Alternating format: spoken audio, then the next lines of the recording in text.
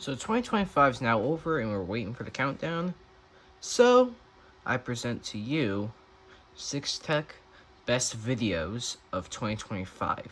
If you want to watch all the shorts from this year, go up in the corner here and it can take you to all the shorts that we made this year. But let's get started.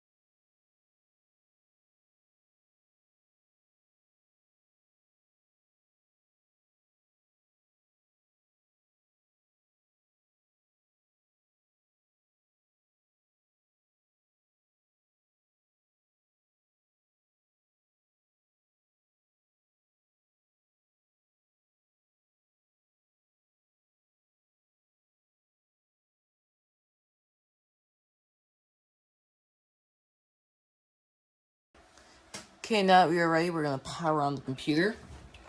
And then we're going to boot into the boot menu. Also, sorry for the glare, I cannot fix that.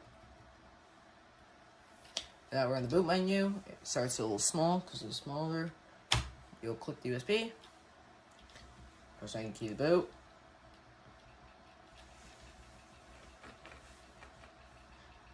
And it'd be a normal Windows installation.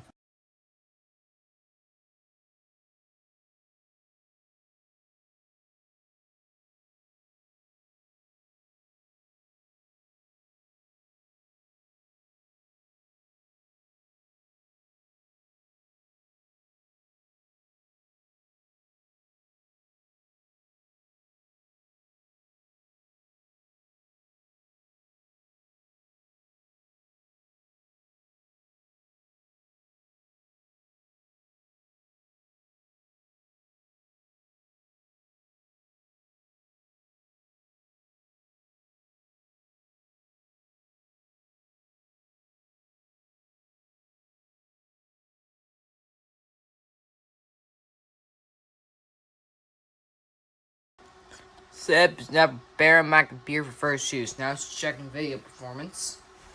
We're almost there. Okay, we're all done setting up or installing Windows. So now, gotta do the important thing: make the account. My name's 6Tech, and don't bother about password. All right, product key.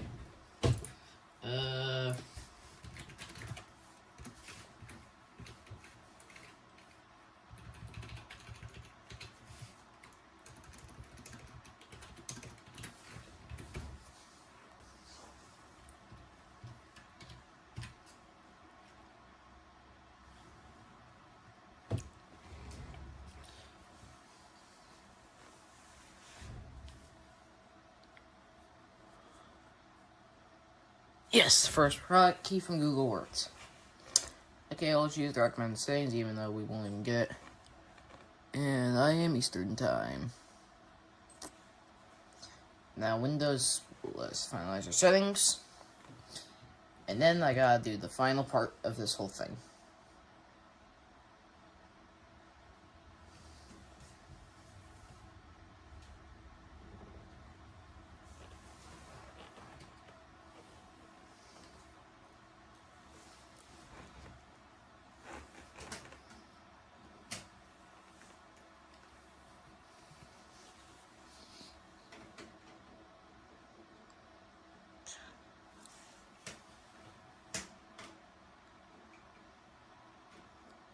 Let's prepare desktop. Wait, I have sounds! Okay, so now the fun part. I have stupid internet thing installed. And we have to use this disc. So that's what we're going to be doing. So we'll just pop it in right now.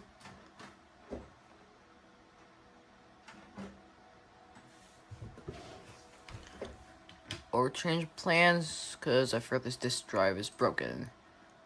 We have to eject it, like that, and then I can put it in.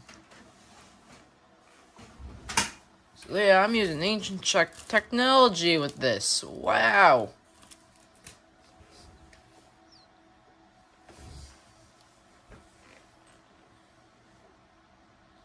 Yeah, I'm gonna go through this installation on a time lapse, so you don't have to watch it.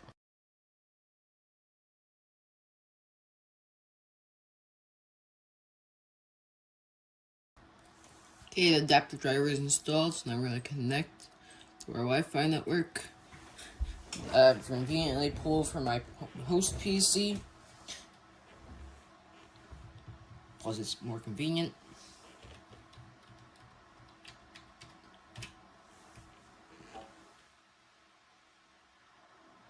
As the thing crashes, wait, connect them.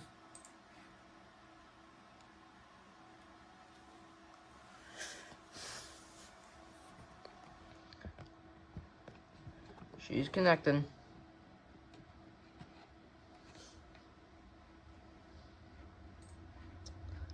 Oh, she's sort of connected. So there you go. Windows XP on a Dell computer from like the 2000s. Whenever Windows XP was made, like 2000, whatever it is. Back in the day. Well, now it's time to install the browser that works on here. Firefox. That's the wrong installer. And since they killed off support for Firefox, we have to use Firefox 1.15, which they conveniently still support.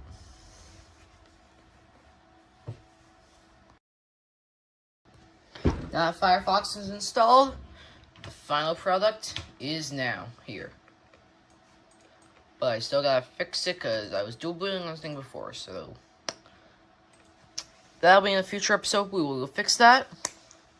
Join the Discord server, subscribe to the channel, and we'll see you in another episode.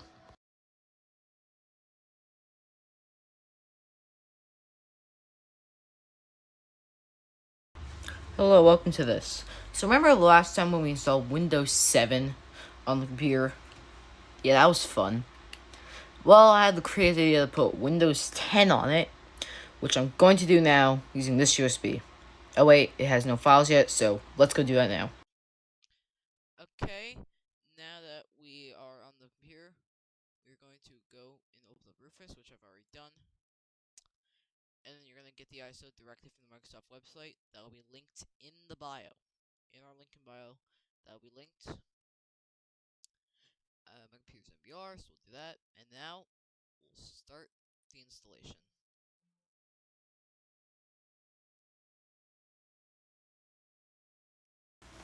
Okay, so if you see I have the computer booted up right now, and I just have the USB right here, and we're going to put Windows 10 on the computer now. So I'm just going to plug it in. Maybe. There it goes.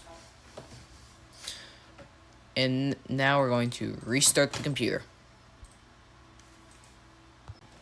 Okay, the computer's just rebooted, so now we're just going to boot to the BIOS, or the boot menu.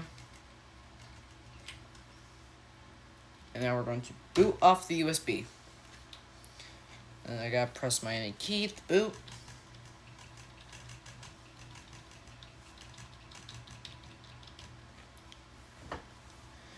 And now we wait.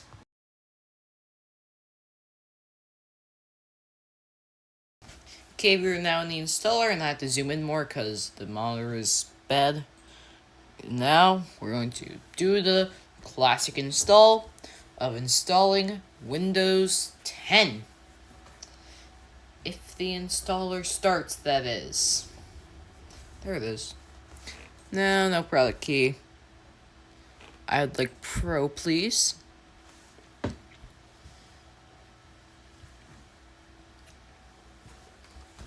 Accept the terms. Custom. Delete all these R partitions.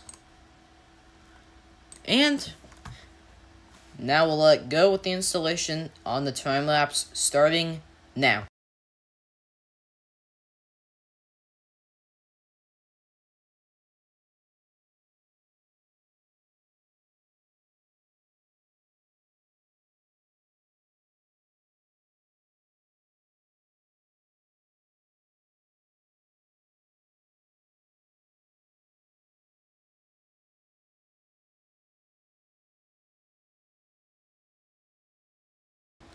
Okay, it's finished the initial setup, and I should probably say this.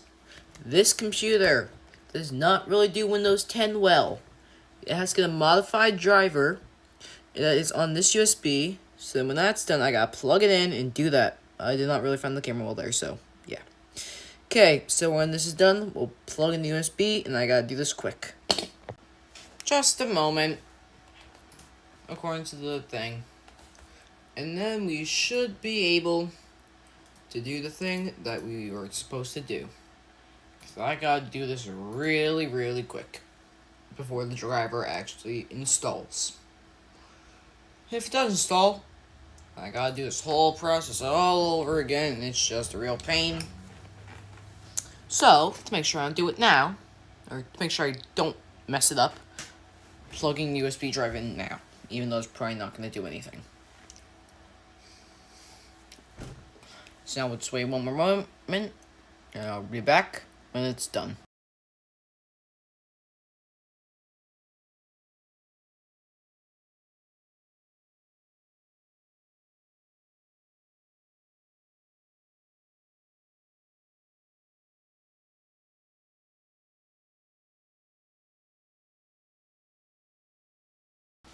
Anyway, if you look at here, we're on the page.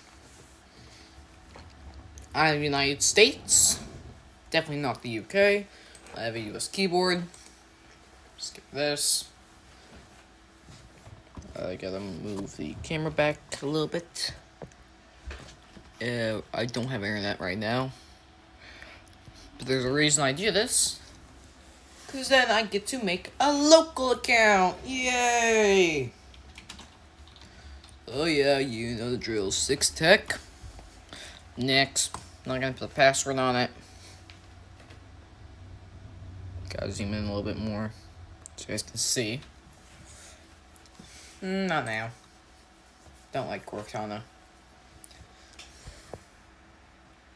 Hi. Okay.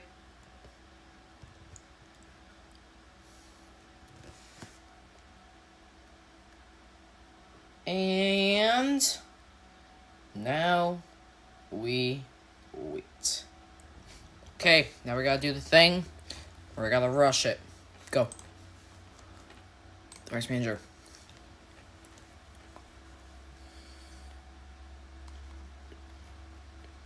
Come on, what are you doing?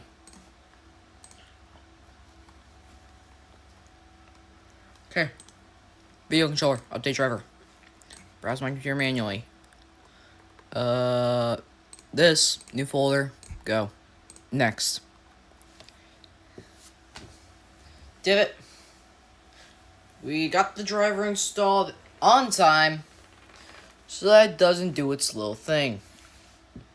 And now that I think about it, I gotta move the camera back. There we go.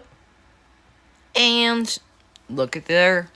The graphics driver is installed. Got audio now from the driver. Of course, this Mario doesn't go that high, so let me see if I can adjust the volume.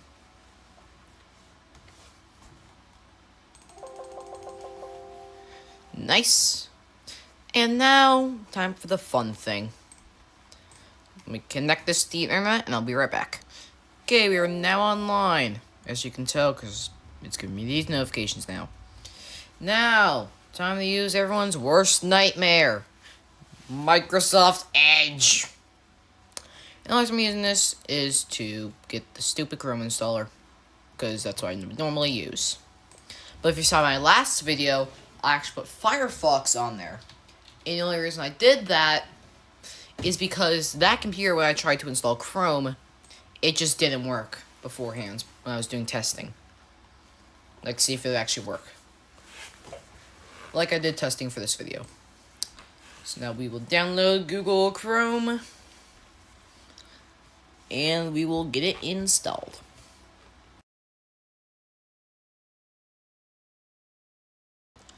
And now Chrome is installed. And also, you're like, Sixtech, how are you going to activate it? Well, that's what we have to do now. Because as you can see, I don't want to have Windows not be activated. So on Chrome, we're going to go to msguides.com/Windows 10. I will have this linked in our bio as well. They have a good guide on how to activate Windows for free. And the only reason I do this is because it's easier. And also then I can actually, do stuff with it. So I will show you now how to activate it. So to run command prompt as an administrator. Hello, there it goes.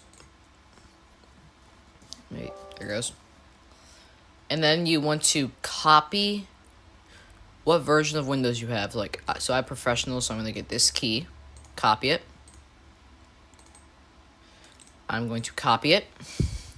And we're going to type in the command prompt slmgr/IPK, and then put the product key in.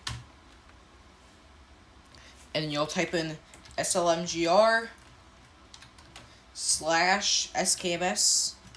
kms8.msguides.com,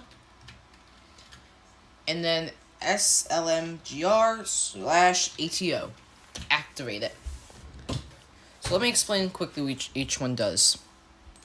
This one, make sure the product key is inserted. This one sets your key manager, and then this command activates it.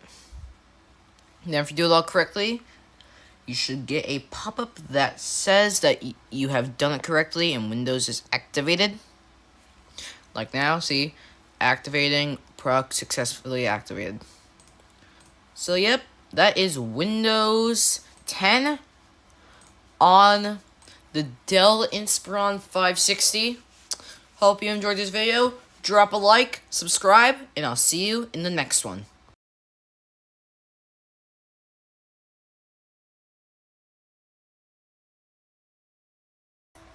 Hello, welcome to this.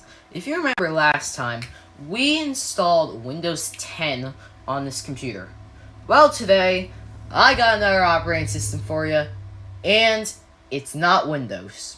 It's actually Linux, but I'm not going to say the flavor of Linux until a little bit later on in the video, or when we actually boot this.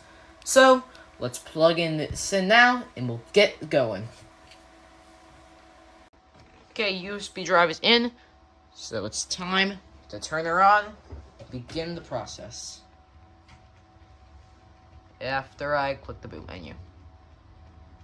There we go. Like with the USB drive, please. Nice. We already got a Grub Rescue. So in that case, nice. I can't exit. This is gonna be nice.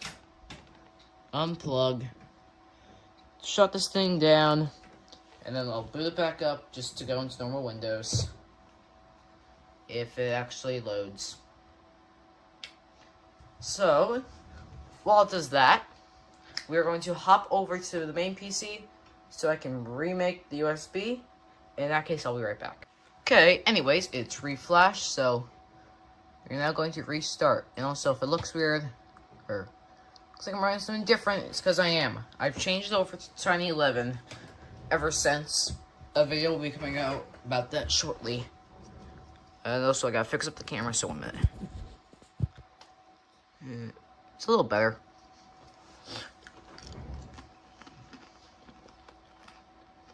Nice job, Windows Updates. We'll be back once it's done. Okay, just booting back up now. Now let's get a little bit of Linuxing. I'm using that term because that's the term I just made up. Back to the USB. Nice. I'm gonna do some troubleshooting off camera, and I'll be back once I fix it. Okay, I have to adjust some settings on Rufus, so let's hope that helps. Now, back to booting up. Okay, it's still bootable, so let's see. Hey, didn't crash this time. Let's go. Oh. Okay. So in a minute here, you'll see which flavor of Linux we will be using. If you caught a glimpse there, you may have seen it already, but who knows? So when it pops up with the version, I'll be back. And our mystery Linux flavor for today is Fedora Linux. Yep, you see that right. We are using Fedora. Why are we using Fedora, you might ask? Well, I don't know. I just put a bunch of them in random, and this is what popped up. So, yeah. And we're almost done booting. So, once we're booted up, we'll load into the setup and get that all done and sort it out with so that we can actually use the operating system. And look at that. We're on the desktop. Install Fedora.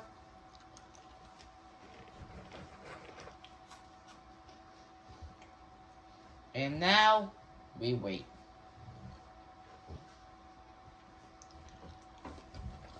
And while waiting, I'll tell you the settings I had to adjust on Rufus. It was DD mode that had to be turned on because ISO mode was just broken. And would you look at here, we're in the setup. So, yes, I'm English. Now time for this part. Done. It fails. So we go back in, click it. Done. Reclaim space. We go to the drive. Click delete. Delete. Delete. Reclaim space. And we'll begin the installation. And this will be on a time lapse just for time's sake.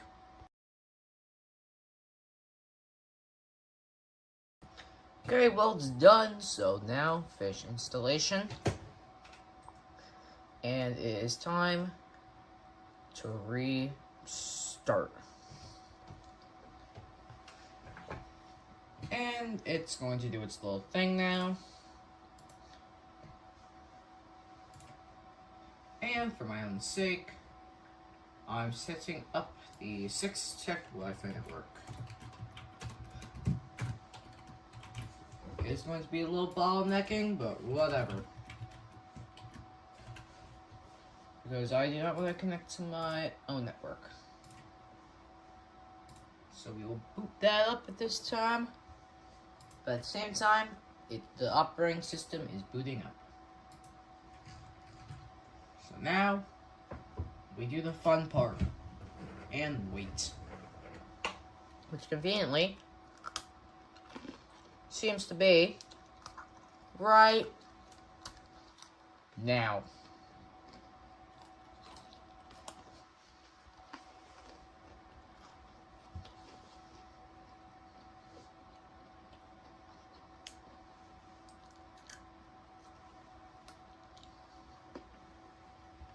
There you go, boot up. There it goes.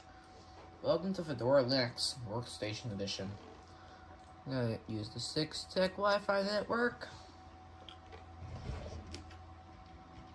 and use our super secure password, which is just the handle for the channel. Location, yes. We will enable third-party repositories. That's hard to say. So that you can use the other things. You insert the full name of 6Tech. What profile picture do we want? Free. And it looks like the handle broke everything, so there we go. Never mind, so we're gonna have to do it as Tech6. Use our super secure password.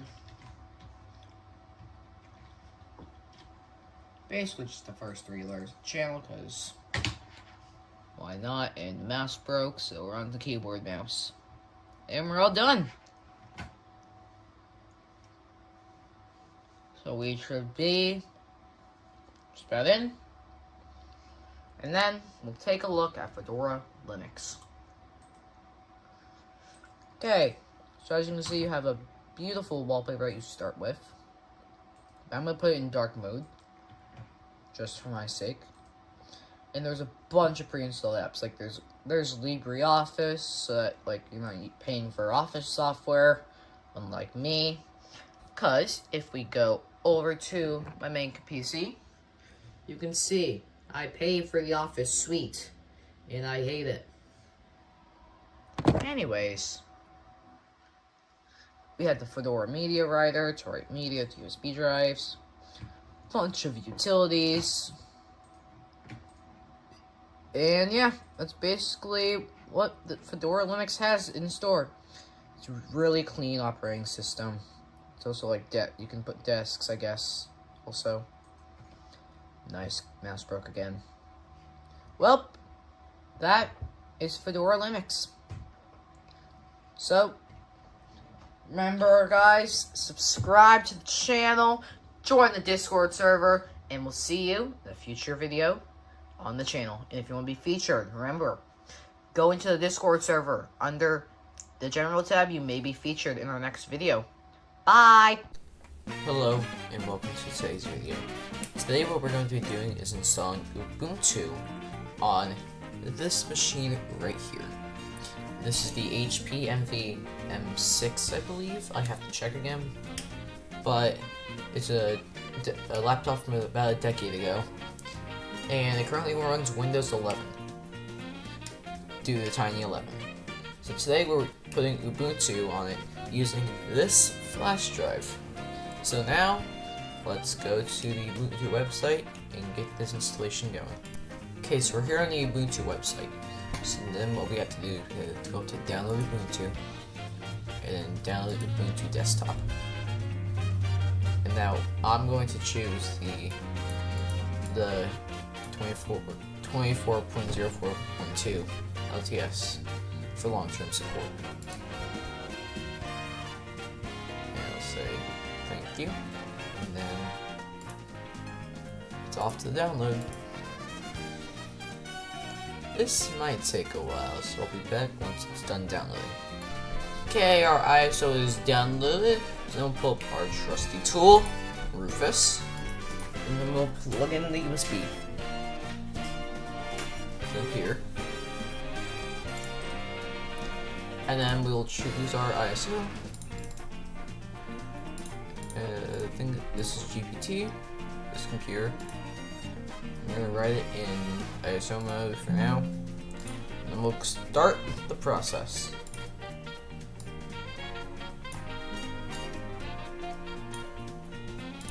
Okay, now that our ISO is done being copied to our USB, we will take out our USB and we'll switch back over to our camera.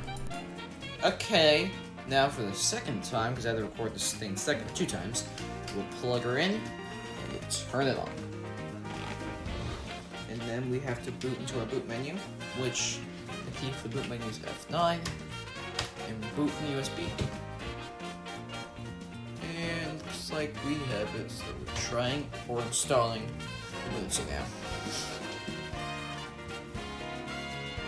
Okay, it looks like we are now in Ubuntu. Now we just have to wait for the setup to appear. Oh, looky here. We're now preparing Ubuntu. We're now in Ubuntu. Install Ubuntu.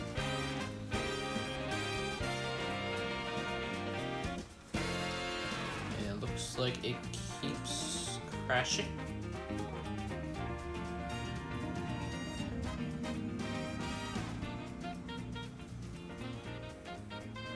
Okay, it's staying longer this time.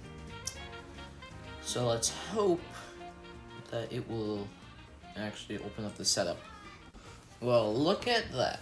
Ubuntu setup. English? No.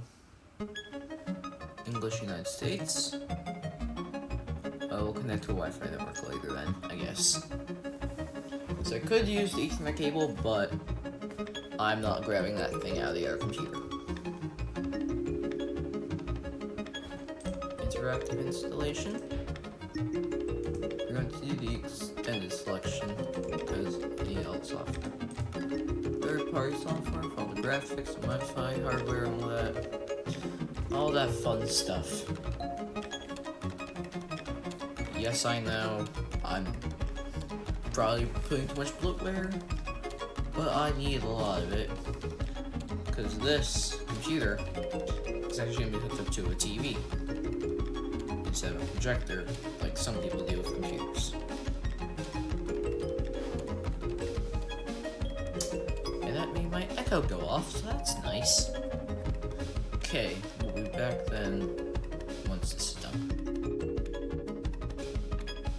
Okay, and here we are in Ubuntu 24.04.2 long-term support. So now we're going to get set up now. We'll need Ubuntu Pro, and we're not going to share any system data. And I'm going to have to get some applications, so I'll load the App Center, and then we'll finish. Okay, so I'm going to get some stuff on here, and I'll be back to see how this thing works in Ubuntu. Okay, so as you can see, I have Steam on here, but it just refuses to open.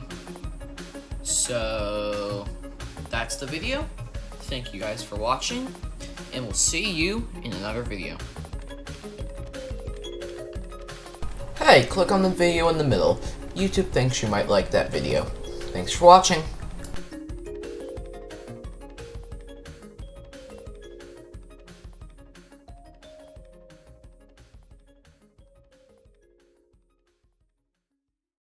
Hello and welcome to today's video. I can explain. So this is the new laptop that I've replaced. If you remember my old laptop.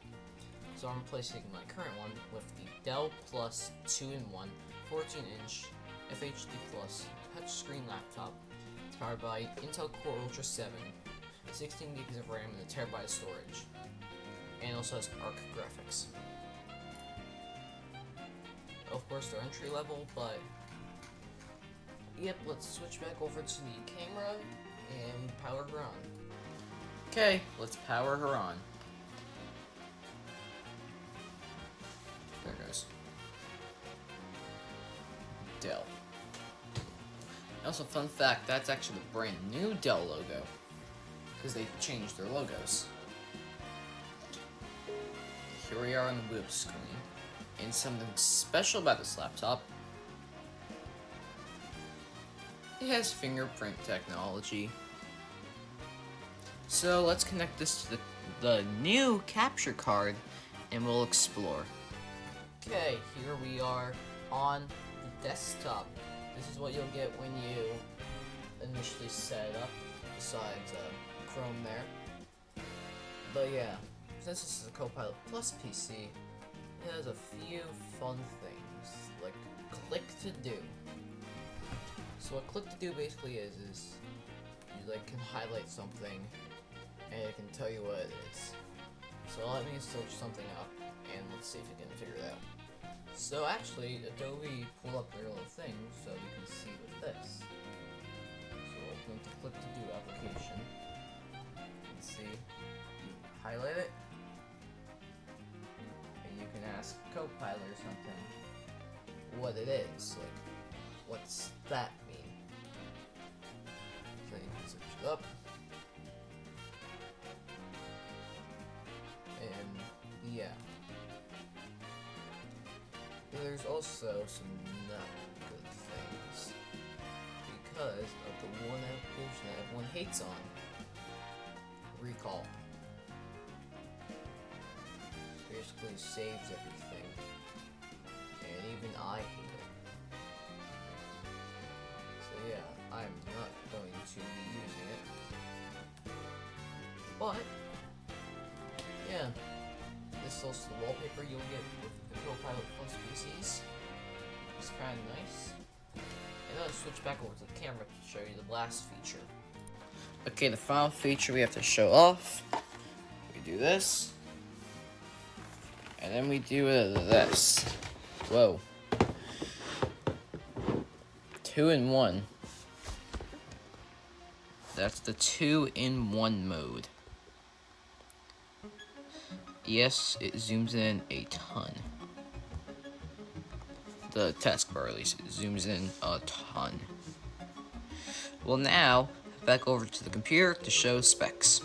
Okay, I also just set to dark mode to make things easier to see. This thing has an Intel Core Ultra 7 256V, 16 gigs of DDR5, running at 8,533 megatransfers a second. We have a 1 terabyte SSD that's with NVMe. We have an Intel Wi-Fi 7, so this supports Wi-Fi 7, and then the ARC 140V, the 8 gig model. So that's all for today's video. Hope you enjoyed, and we'll see you in another one. Hopefully in the podcast that comes out soon. I promise. Hey, click on the video in the middle. YouTube thinks you might like that video. Thanks for watching.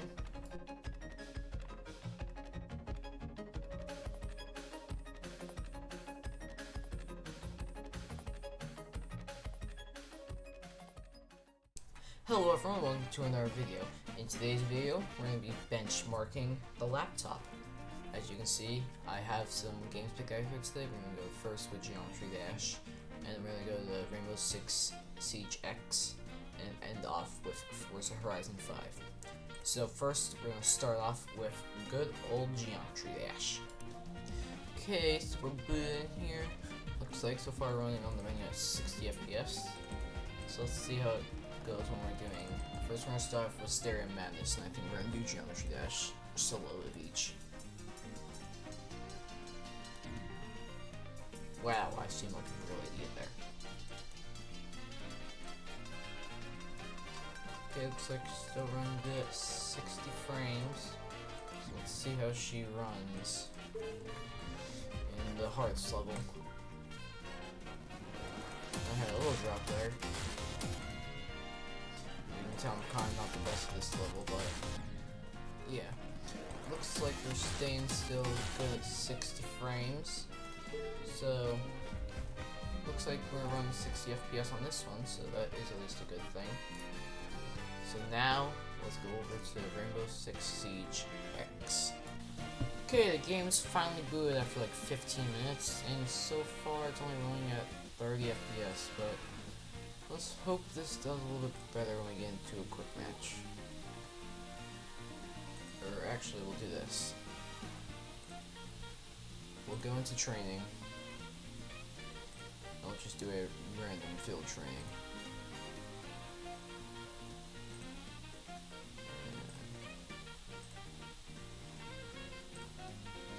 So let's see how good this runs now. Okay, it's still running at 30 frames. Oh, never mind, now it's dropping. We may not get far.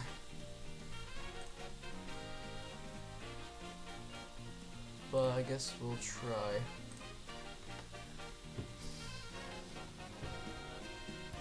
Okay, now it looks like it's at 30, so it's actually not bad. Oh, actually, wow, I'm surprised. It's actually running pretty smooth.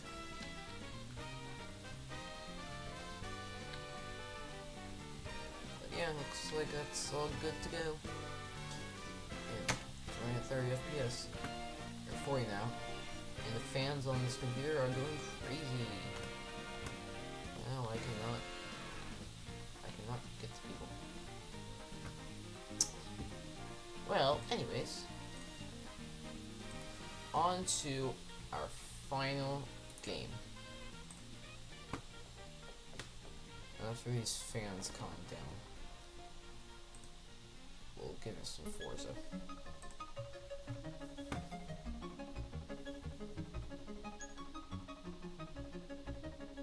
Okay, looks like now they're calmed down, so time for some Forza. Let's see how this goes. Okay, well, we're in, but first we have to adjust some settings, because this is running at a much lower thing, it looks like. Oh, that's why. Enter to accept. We're gonna have to move this down here. Escape, escape.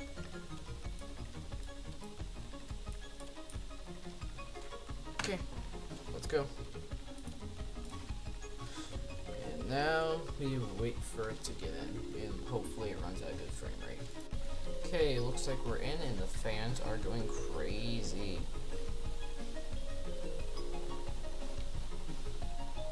But otherwise, looks like we are running at a nicely good 60 frames. I also have to cover up the license plate for a good reason, so you can't see the really back of the car.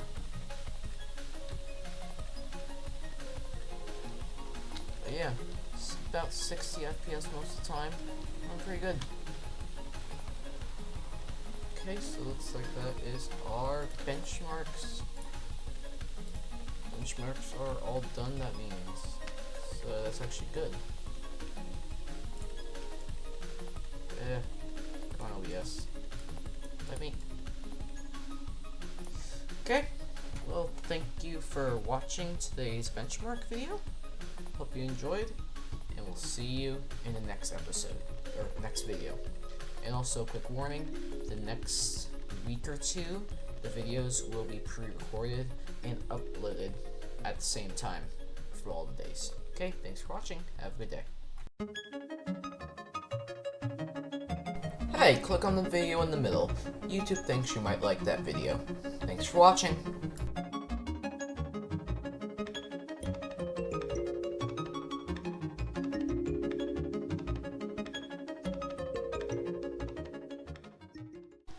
Hello everyone, and welcome to another video. Now in today's video, we're going to be learning how to install a custom home screen to your phone, your Samsung phone or Android phone. So first what you're going to have to do is you're going to have to go to our link in bio. That is always linked right at the top of our page. You'll just click it. It'll take you right to a page. You'll click on the video links tab and you click the Android custom home screen button, and it will take you to this page with all the links that we will need. So first of all, we're gonna have to go and install some of these apps. So our first app that we have to install is Nova Launcher, and this will be the custom launcher that we are going to use. So that's the first one that we are going to have to install. And then the second one is going to be, as you can see right here, KWGT Custom Widget Maker. So we're going to install that. And we'll let that install.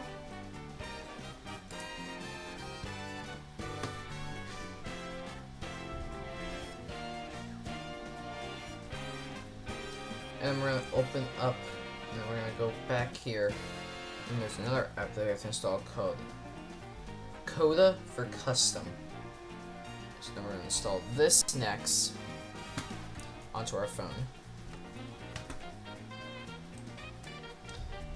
And then finally, then we have to get this, the app pack called Wycons. Now, the only reason it's in a APK file is because the link for the actual thing on the store went down, so we have to get it now directly through there. And then you're going to need 2 more things. You're going to need the wallpaper that is available by just clicking on it right there. Click on it, open it, and then the Nova backup file. And then once that's done, we'll be back on the phone and ready to get set up. Okay, once all that's downloaded, just click on the Nova backup file and open it with Nova Launcher and restore the backup. And this will take you out, and you'll have to open up Nova Launcher, and then you're in. So since we have KWDT, you'll see the click setup, but we'll deal with that stuff later. You'll hold to set wallpaper. Hold wallpaper, pick image, and then downloads. Pick the wallpaper you download and set it as the wallpaper for the home screen. So now things are starting to come together. So now, for the widgets, we have to use widgets K16 and K63. So to do that, you'll see click setup. The K16, I believe, is for the bottom.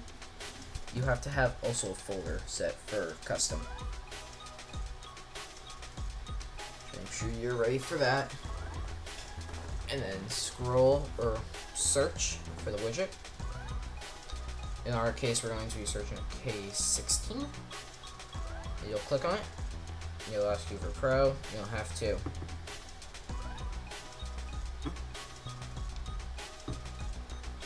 And then it should go, and you should be good to go. But for some reason, this one did not work. So then we have to. But first, so it doesn't keep kicking you out, you'll have to make sure to set the home app as Nova Launcher, so you don't keep getting through all this. And make sure you actually select the widget, and so it actually sets. So you do K16, you apply that,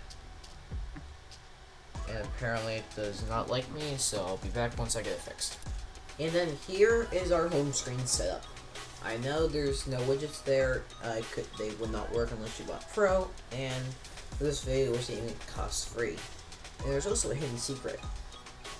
There's an invisible folder. How cool is that? Well, thank you for watching.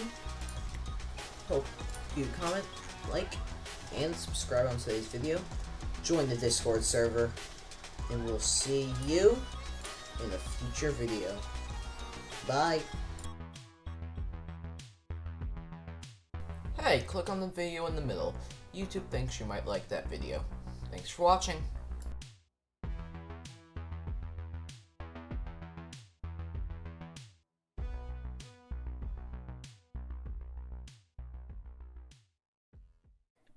Hello everyone, and welcome to another video. Now, as you may notice, the background may look a little different. That's because I'm recording in a different place today. So, what we're going to be doing is installing Chrome OS on my old laptop that you can see right here. So now we're going to turn it on, and then we're going to boot into the boot menu. Hopefully. At least we'll boot into the boot menu. Let's get rid of it. Okay. I'm going to boot off the USB. So let's see if it will boot or not. Okay, looks like we got a little bit of Chrome OS Flex now. So that's at least good. So let's see if we can switch over to the capture card, and then we'll continue from there. Okay, so I could use the capture card, but at the same time I can't, because it's just showing a blank screen of this. So we'll get started, and we're going to install Chrome OS Flex now. Okay, we are now installing. So I guess I'll get back to this when it's done installing. Okay, so installation is now complete. So that means we can now restart our computer. And hopefully we boot into Chrome OS Flex, and yeah, so we'll see what happens. Alright, so looks like now we are in Chrome OS Flex. Just booting up here now. Okay, looks like now we have to do the setup process. So I'll set this up now. Okay, so the process setting this up, it has to update, of course. So, looks like now that's what we're waiting for, an update to finish. So I'll get back when this is done. Okay, now it's done updating, now we just have to sign in to our Google account, so give me a minute to do that. Okay, so now we'll just accept these terms. And then we'll see, sync the Chromebook, accept that, use my Google account password, I don't really care. And now, I don't really care what I'm going to use this Chromebook for. So, yep. Oh, it comes with Gemini. Fun. I want more features. It looks like I'm all set. And now in Chrome OS Flex. Wow, I have way too many pop-ups. But yeah, this is Chrome OS Flex, so we're gonna switch over to the capture card now and explore. Okay, so now we're in Chrome OS and on the capture card, so let's explore. So first off, this app was not here before, so let's look at Notebook LM. It's looking at featured notebooks, recent notebooks, just notebooks. I don't really care about notebooks. And actually, this thing has the opportunity to run Linux. So maybe we'll set that up, actually. Actually, yeah, let's set that up. So I'm gonna set this up off camera. Once it's installing, I'll be back. Okay, Linux is now installing, so it's time for the time lapse of the installing. Okay, now Linux is installed. Let's install. What's a good Linux program? Yeah, let's install gparted. Apparently I didn't type it right. Sudo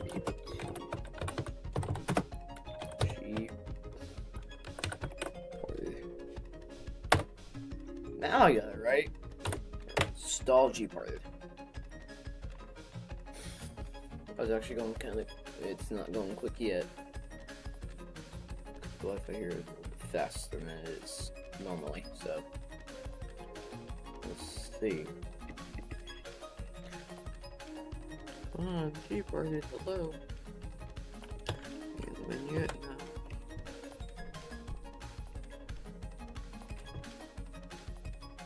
no. Okay, I guess we'll be back when it's done installing then. Okay, now that it's done, we should have in the Linux apps folder. Yes, we do. We now, excuse me, we now officially have gparted, one of the Linux applications installed on Chrome OS. The only thing is it's not opening, so I'm confused. Well, that is Chrome OS Flex. The only downside to it is that there is no Google Play. So it's a little bit sad, but whatever. Thank you for watching. Join the Discord server and watch the new podcast episode. And we'll see you in another video. Bye. Hey, click on the video in the middle. YouTube thinks you might like that video. Thanks for watching.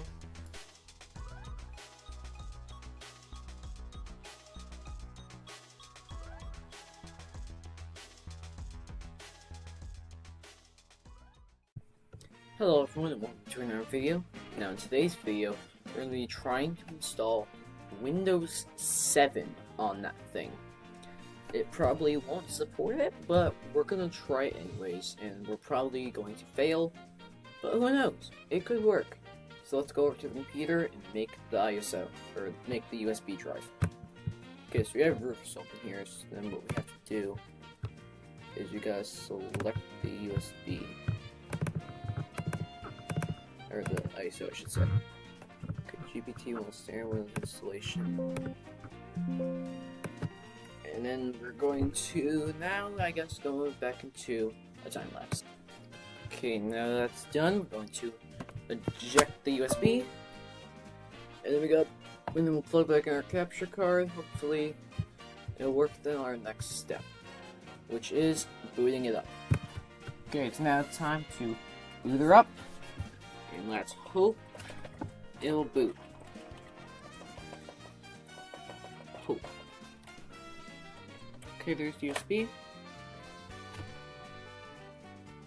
Select the boot and authenticate. Press enter. Okay, let's try it again.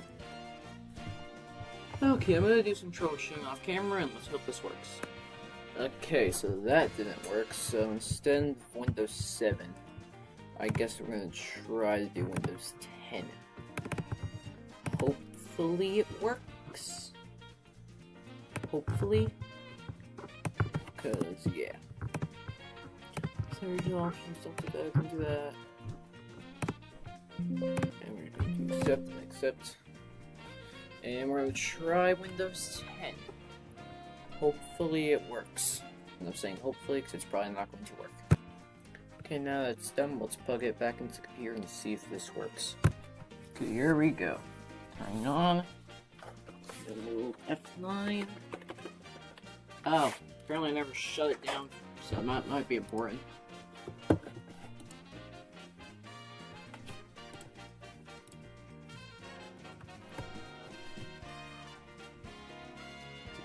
Lit. And now's where we spam F9. And then USB. Okay, good sign. Okay. Oh! Hey, it's working! Okay, at least that's good, so we got something working.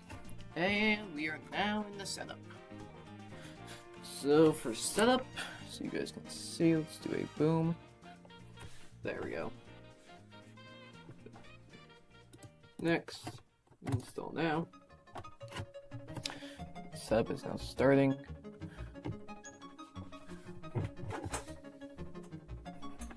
So now setup's starting, that's at least good. Okay, I guess I'll be back once it goes through the installer. Hey, we're finally in the setup process. That took a very long time. But we finally got it. So now it's time to set up our user.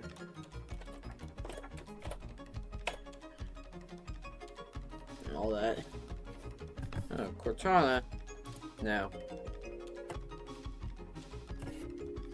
Okay, now it's time for this kind of stupid part, but we'll be back once it is done.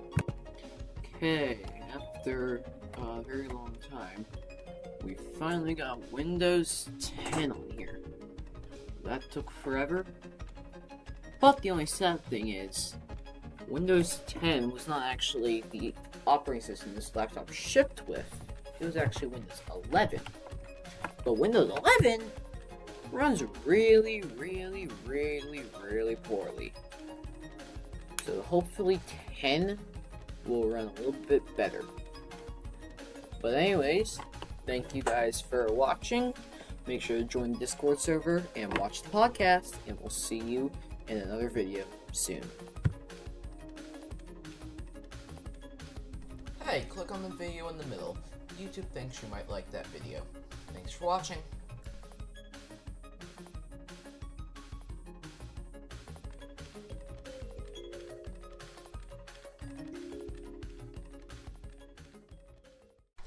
Hello everyone and welcome to another video. Now in today's video, we're going to be talking about digital signage at your house.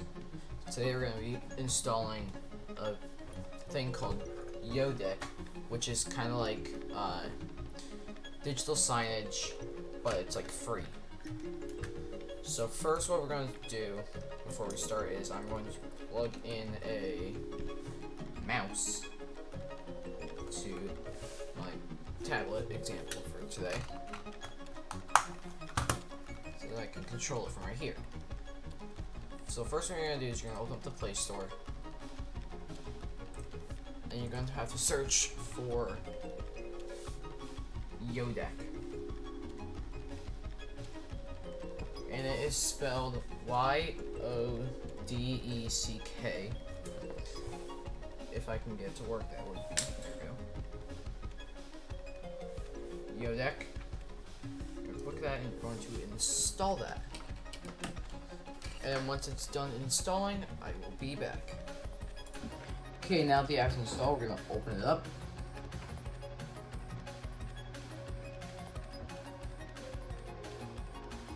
And then it will pop up with a little splash screen, and it will give you a registration code.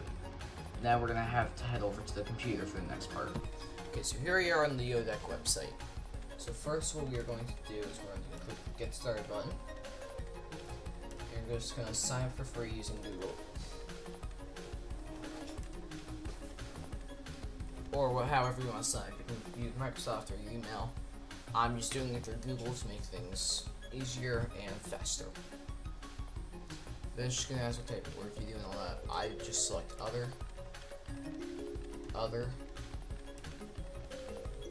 And then just do 1 to 10 people to make things easier. And then 1 screen since you want the free trial. And then you can set however you want. I'm just going to do employees because why not? You're all set, maybe later. And you're going to click Add a Screen. You're going to click Connect Your Player. And choose whatever device it works with. Raspberry Pi, any Android device, Fire Sticks, Windows, but you have to have Pro, WebOS, Chrome OS, but in this case we're going to use Android, since the tablet is an Android. So then what we're going to do is we're going to type in our registration code. So you'll look over at your registration code, and you'll type it in, and you'll click Next. And you can name it whatever you want. We're just going to call this Test, and for right now we're just going to set it for an app, and just do like something random that pops up, like date and time or something. And then done, and then go down to screens, and it should pop up as the screen. So if you look over on your device, it'll say something like downloading media. So then you will have to add stuff onto your device. And to do that, you will go over to the Apps section, and you can make it however custom you want. So I'll be back once I have something like set up. Okay, after about 10 minutes of me setting it all up, it's all done. So here's what we've done. We have 3 apps now. We have our calendar events thing. We have a little Wi-Fi thing, so I'll show you guys in a minute actually. And then we have a clock. And now, if we just go ahead and turn on the screen, you can now see that it's all done. It's all set up. Right now there's no events on the calendar for some reason, but it's whatever. So yeah, so thank you guys for watching. Make sure to like, comment, and subscribe, and we'll see you in another video. Hey, click on the video in the middle. YouTube thinks you might like that video. Thanks for watching.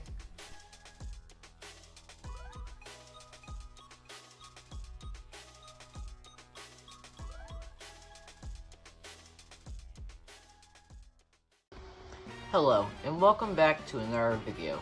So today is actually a setup upgrade video. And today's setup upgrade thing is... we finally got a ring light with a phone holder.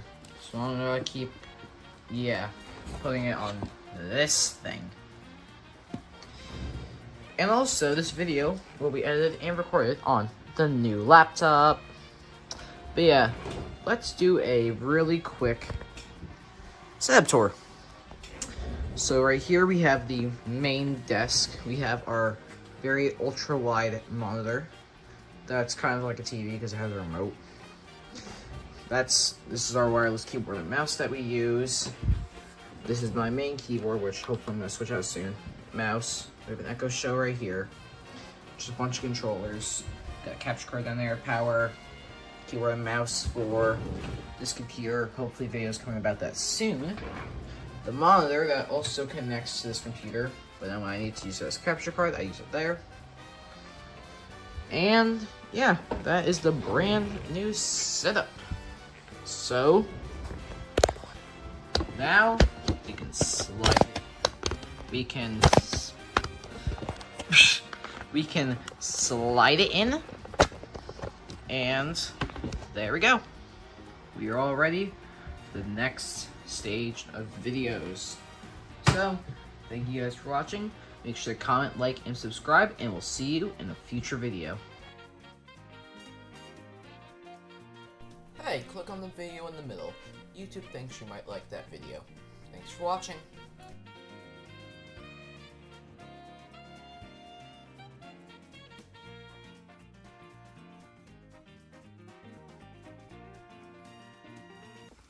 Hello everyone, and welcome to another video.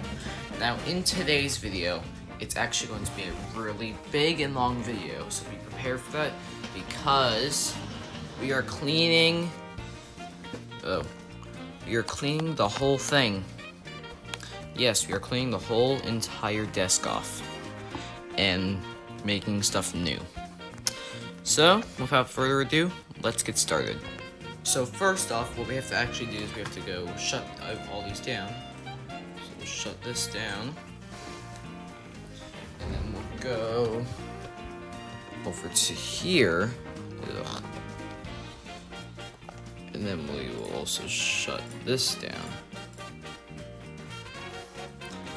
Okay, now that they're both getting shut down, we have to see where we're gonna put everything.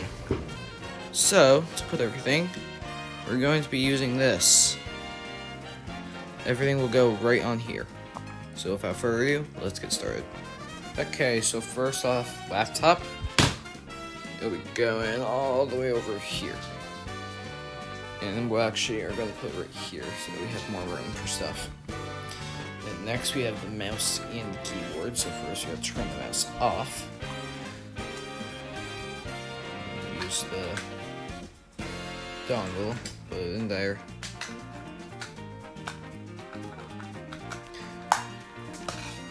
There.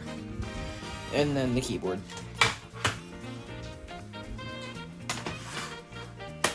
Okay, so there's that three things. And then we also have to clean up the whole bottom too, so first have our little drawer of things. Just gonna shove that over there. And then next off will be the desk. So, we're just going to move this over there for now. And then we'll grab this box of pencils. So put it there. Don't worry, it'll get exciting soon. Because right now is PC unhooking time. So first off, we have to move everything out. And we're just going to do a little this and a little this. So next, what we have to do is we're going to unplug everything. So power supply unplugged, both monitors unplugged. This is Ethernet cable unplugged. Unplug this capture card. This, and this. So now the whole PC is unplugged. We can now move it to the bed. Okay, so we're gonna play Mystery Chord Jeopardy now. So this cable, what does it go to? Let's find out. It goes to the monitor. And if you're curious what monitor, that monitor. Next cable after I put this one back. Okay. This cable is HDMI. And it is the Elgato HDMI cable that came with my capture card.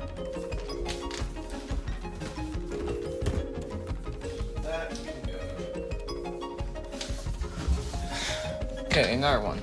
This. Okay.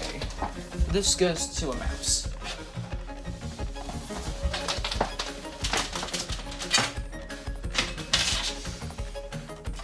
Specifically the Dell mouse that goes to the Dell computer.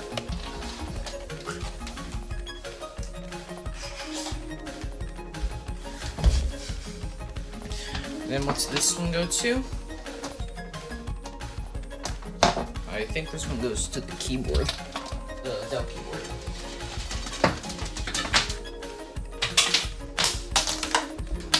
Hey, I was correct. It went to the Dell keyboard. Okay, so then we're going to grab or unplug everything that's connected to this power strip. And it's a lot. So first, my monitor. I think that's a sharpener. That's a sharpener. And then PC. Okay, that's all that. And then we have a lot more stuff. So, what we're gonna do is when I'm done cleaning out the bottom, I will be back. Okay, so now the bottom is looking nice and clean. But now the top's a little bit of a mess. So, what we're gonna do is switch dock.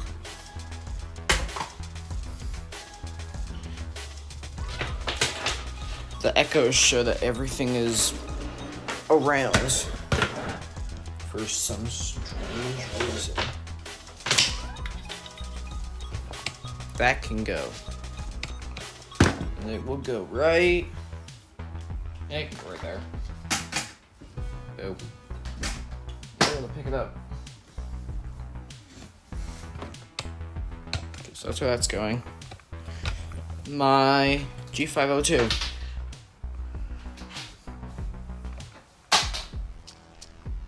It's a very long cord. That can go here.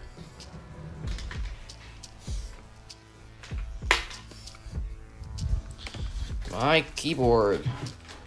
Hopefully replacing that soon. What's next? Oh, probably should move this. It's the remote for my monitor. Currently it's off, but yeah, you'll see when we bring it back in. This, my webcam.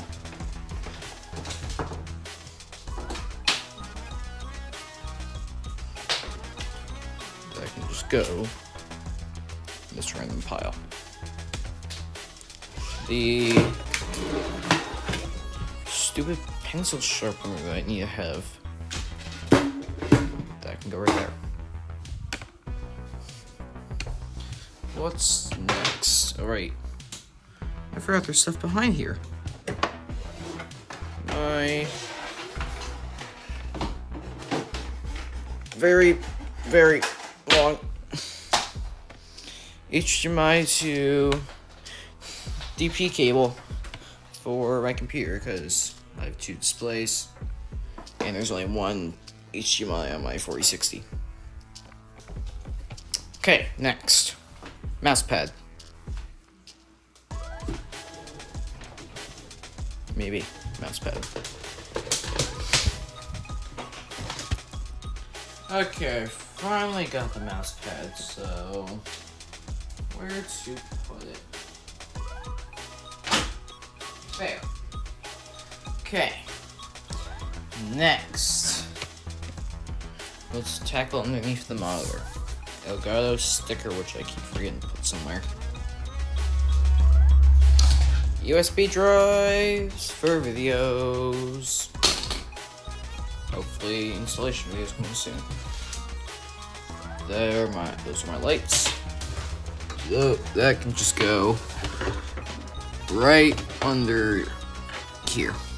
Just gotta plug it back in. And then we're just gonna shove it back down the hole. Okay. Maybe a little something hanging out down there, but it's fine. Because now it's almost monitor time. I just need to get the power cord out. There it goes. Okay, monitor power cord. Pile. And now for the monitor. I have to lift it first, so this will just go right here. I'm gonna hopefully put it somewhere over there. So I guess we will find out after I can get this stupid tripod to focus. Okay. Monitor.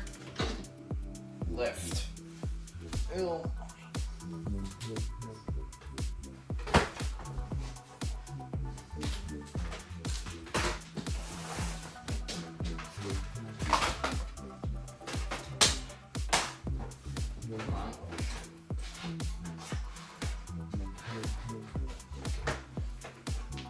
Okay.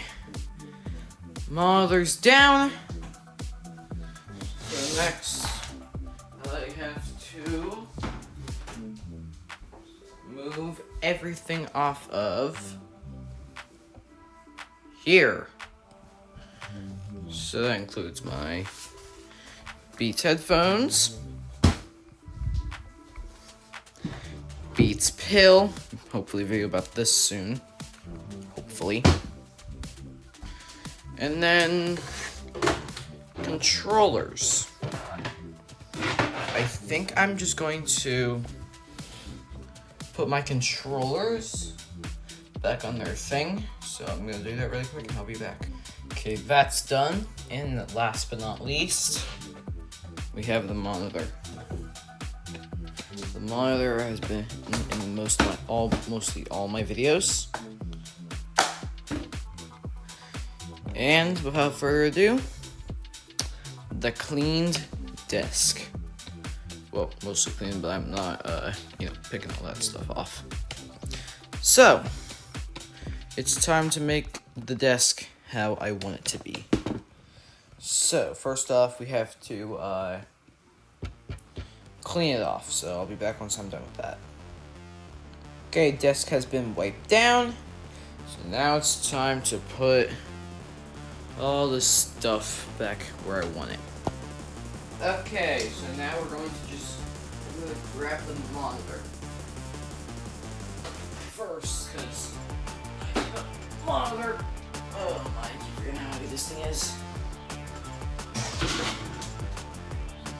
Put it back.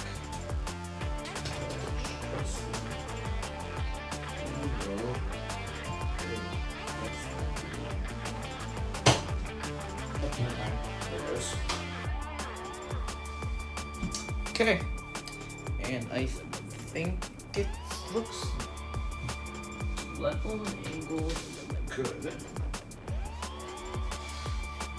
Okay, so the next step for this would be the mouse pad. So, mouse pad.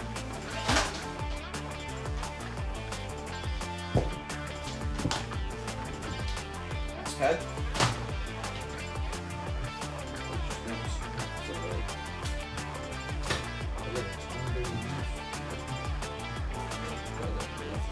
Under a little bit.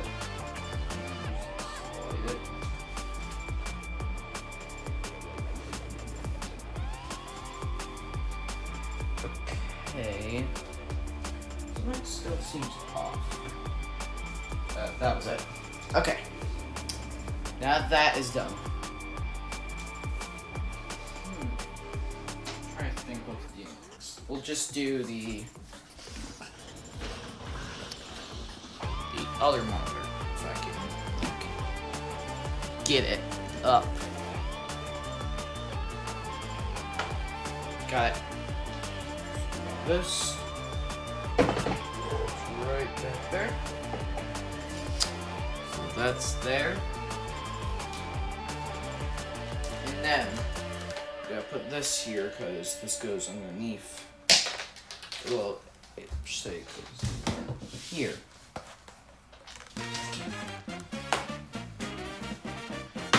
Keyboard. That computer.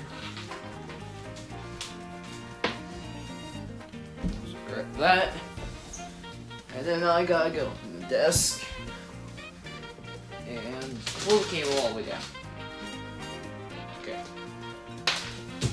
And then we, oh, wow. We push the keyboard under, like that. So then we have a hidden keyboard. Okay. So the next we're probably gonna do over here. What I'm probably gonna do is this. Put my Beats headphones there. Beats Hill there. I think that would be okay. And now we're going to move to the under monitor area. Flash drives. Have Elgato sticker, and then back, and then here's the fun one, capture card. I think what I'm just gonna do is I think I'm just going to put it back here again because it looks nice there. So I think that's what we're gonna do. Okay, so now that is done, we're going to grab, if I can find it.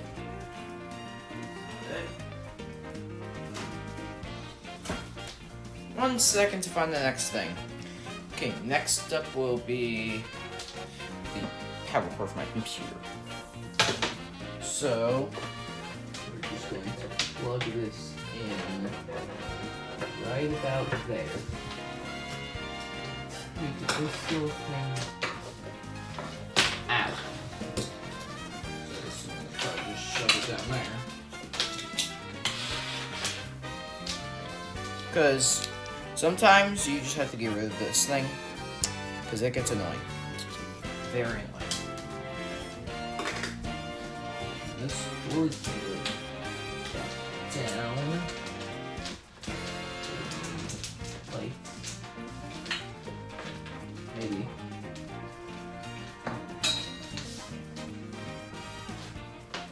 And then my PC cord. Okay, PC cord is right here.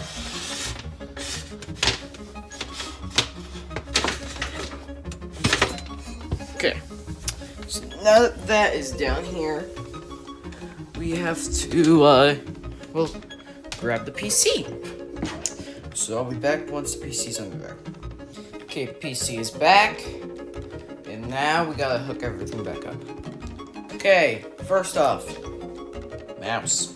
So what we're going to do then is we're going to mouse here. route it down the little hole that is in my desk. And then connect it through that way. After I can route it through.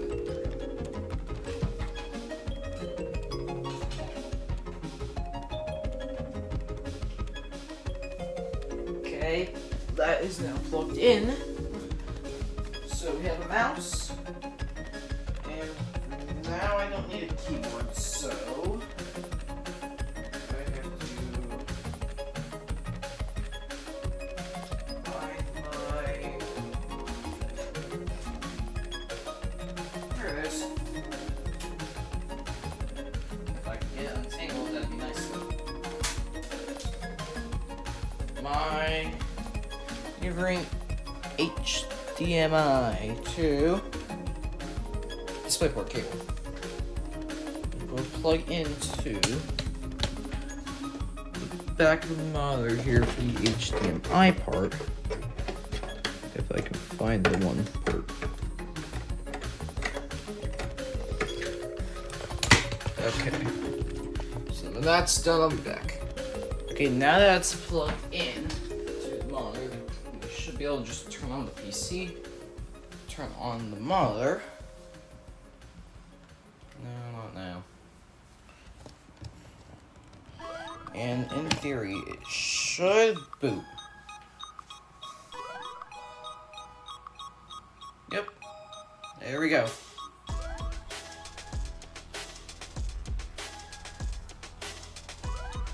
We're back in, so give me a minute to sign in. Okay, all booted up and signed in. But to continue this, first, remote there. And second, I need the other monitor. So for that, we're going to grab our HDMI cable. Maybe, if I can stop being tangled. And we're going to pivot. There we go. Plug it in. Ow. Plug it into our monitor. And then we're just going to route it down this way. Maybe. There it goes. And plug it in. But now we have to get the power cable, which is basically just a Nintendo charging cable. So plug it in. Put it back down.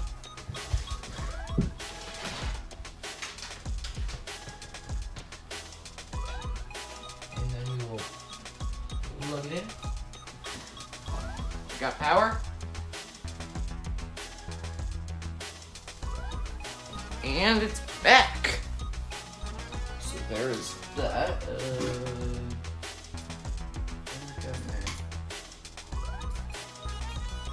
Okay, so that's that. Now, I probably should have done this earlier, but we need a keyboard. So, keyboard will go here. And again, should put the cable down the hole. Put the cable all the way through. And plug it in.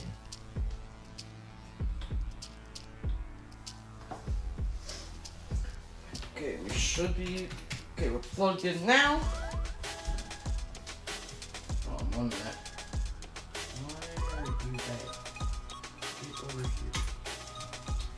Okay. Now that that's done, these two have to go back. Wireless mouse, or wireless keyboard, and the wireless mouse. So we should point. And that's done.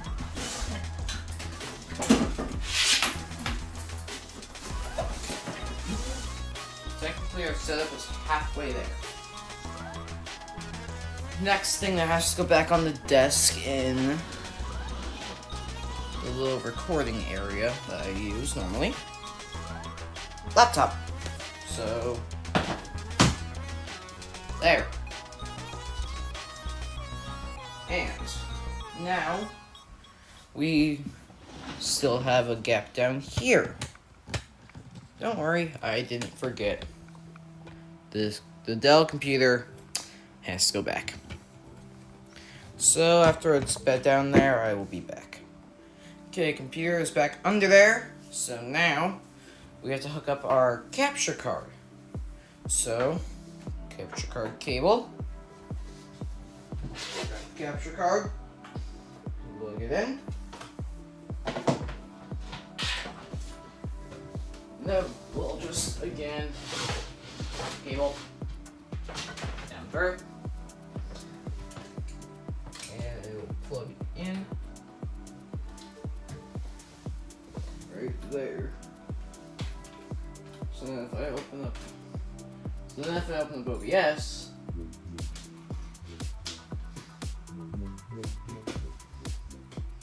we get a signal from here.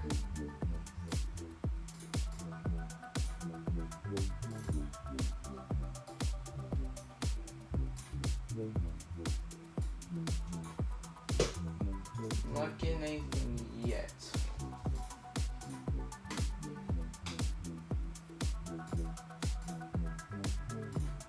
Wait.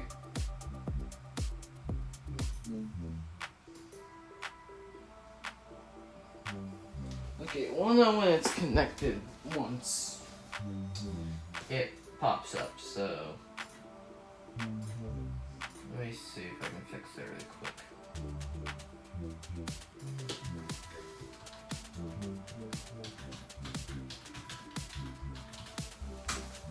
Capture PC60X.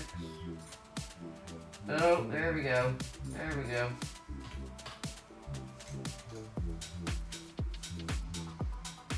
There we go. Finally got something.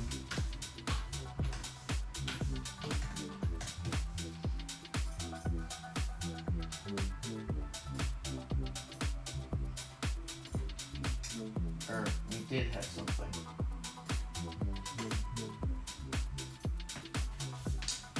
Anyways, we need the HDMI cord now. So, HDMI and blah blah blah. Let's go. Hold on, I don't think the capture card likes me right now, so let me see what the problem is.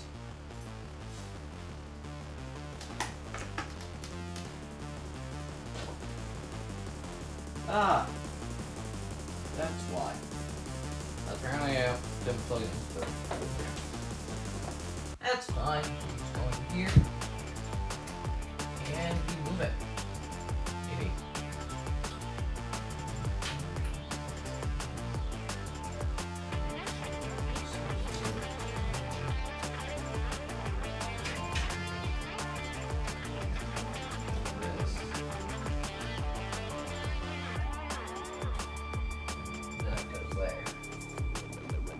Now.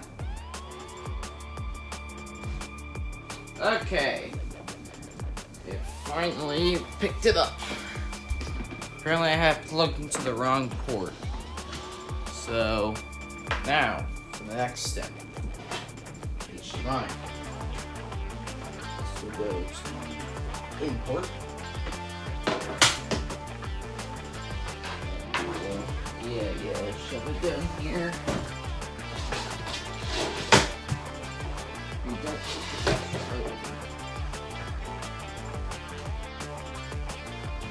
Plug it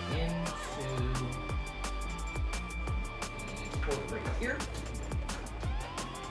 And then we're in business. Should be able to fire this thing up.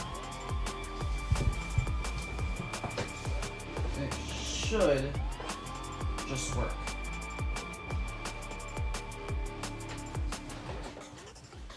TrueNAS is booting, which is the current operating system I've installed on there. So, okay. That's working. Because it detects I have a keyboard, so it works when there's a keyboard. But otherwise, it just doesn't work. I don't know why, that's just how it is. So next, I keep forgetting. Mouse. Mouse needs to go back. So there's the mouse. And there's that. So next, well, you can see it's still booting. We have the Ethernet cable that I keep forgetting about. Because what I have to do with this is it's a Windows share. So what I have to do is I have to network share it from my main PC to Dell PC down here. So what we're going to do first is we're going to plug it in to the Dell PC. And then what you have to do is plug it into your other computer. For my example, my HP on here. There it goes. And then they should be connected once you hear the click. And then what you want to do, just look at the screen. You open up network settings. And you'll have to open up your Ethernet properties. Right there. For the sharing, allow. Apparently it's already enabled. And then you have to select it for the Wi-Fi. So apparently I already have it enabled, so should work. And yeah, it looks like it has worked. Can I open up TrueNAS? Let's see if he trusts. Okay, so and yeah, we're in. So I should be able to get in by using my login. Should. And that's it. It must be this.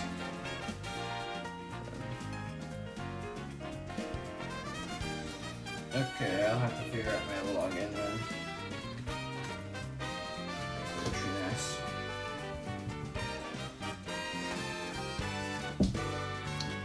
But yeah, there's that. So we have about 2 or 3 more things left, and then we're done. So next up would be the webcam. So then this will just stick right there, and then we'll just do what we've been doing, put cables down the hole, hoping it reaches. And then when that doesn't work, gotta rearrange cables, which is what I gotta do right now.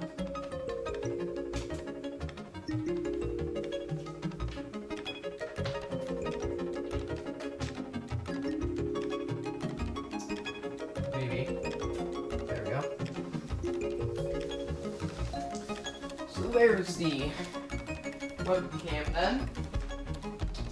And then, second to the last thing, Echo Show, which will go into this corner. So Echo Show, there you go. And this cord is always confusing for me. It's like I have to shove it through here, and like bring it around, plug it in. Then you have to shove it down the hole so the excess cable, like, goes away. It's confusing, but it works.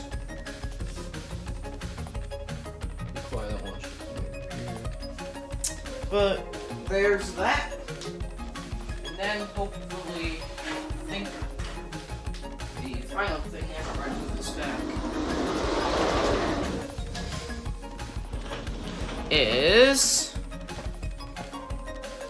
the Xbox, which I have to grab. Here's the Xbox. And then we gotta grab power. We will plug power into it.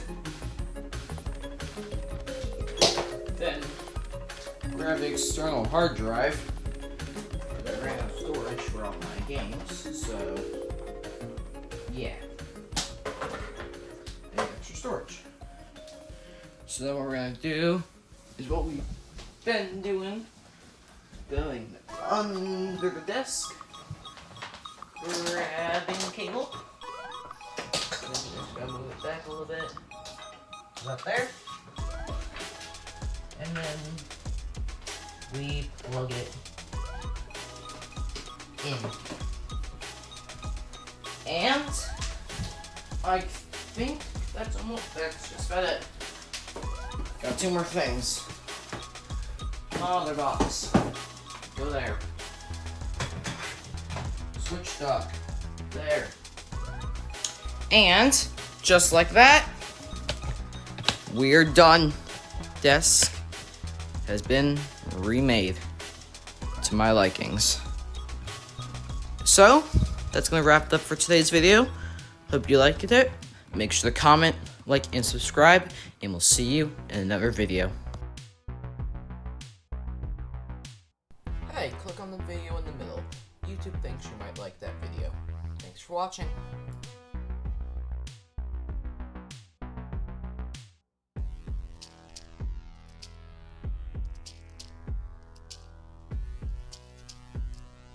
Okay, now we're in the computer, so now we're opening up Chrome, and what you have to do is you're going to have to navigate to this page. Just search up VMware Workstation and find this page. And when you click download now, you'll have to sign up for an account, and it'll bring you to this page. Then you will click the My Downloads button, and then you will click on the free downloads button, and find VMware Workstation Pro, and grab that. After that, what you're going to have to do is you're going to have to get the Windows 11 ISO. So search Windows 11 ISO, click the Microsoft link, make sure it's official, and scroll down until you see download Windows 11 disk image, and select all the options, confirm, put your language and all that. Well, I already have it installed. So we're going to make a fresh VM. It loads. There it goes. So then what we're going to do is we're going to create a new virtual machine. And then we're going to make sure you have your ISO selected. Name it. And just put a password in. It has to be 8 characters. So make sure it's that. This word is fine. Yeah. Go ahead and delete your disk. And then once it's done, it should bring you to a page that looks like this. So it'll power on it for you. And then what I like to do is make sure it's full screened. Then click on the thing to boot into the virtual machine. Click just like anywhere, and it should take you into the VM. And in a few seconds, we will be in the virtual machine. So then what you're going to do is just go to the Windows 11 setup.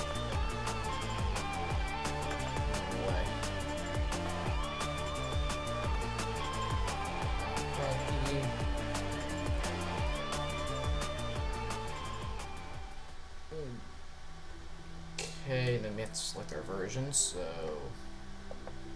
Pro. So license agreement.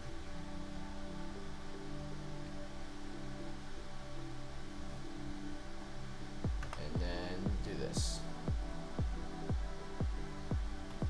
And then ready to install. There's an install button. And then just let it go. And I will be back once we get to the setup screen. And just like that, we're in the setup. So now what we have to do is first go to the top bar, click VM, and first go to removable devices and disconnect the network adapter. And then next what you're going to do is you're going to install VMware Tools. Click that and click the install button. And now what you're going to do is click Shift and F10 on your keyboard to hold command prompt. And just type in Explorer. This Explorer window should pop up. Go to the D drive, make sure it says VMware Tools. And then open up the setup file. And then once you're done with that, next, install, and go through setup.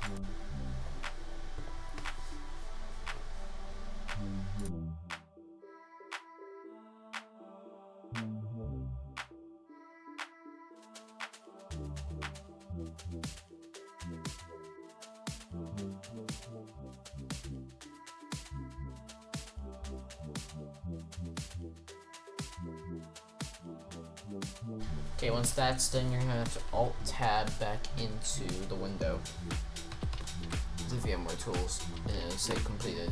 And then you'll click yes, and it will say just a moment again, and it will restart like it is now, and you'll be back in the setup. And just like that, we're back. Now, don't do anything yet, because there's one more step we have to do. For some reason in this ISO, it works. In some, it may not. It just varies, depending on user. Ubi, backs for bypass NRO. Like that. And then we'll restart yet again, because you'll see why. Okay, we are now booted back up. And then just now you can go through the setup like normal until we get to the Wi-Fi stage.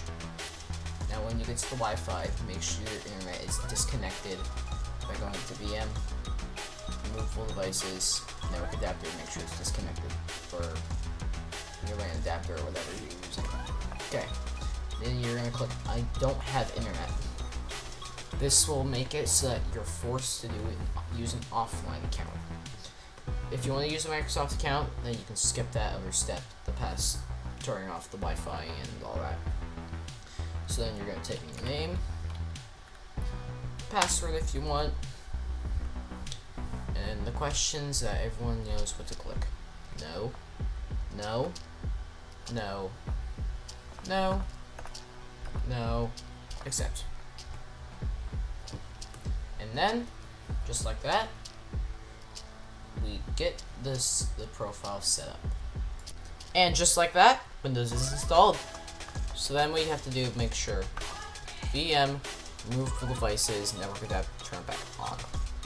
Well, thanks for watching. Make sure to comment, like, and subscribe, and we'll see you in another video. Hey, click on the video in the middle. YouTube thinks you might like that video. Thanks for watching.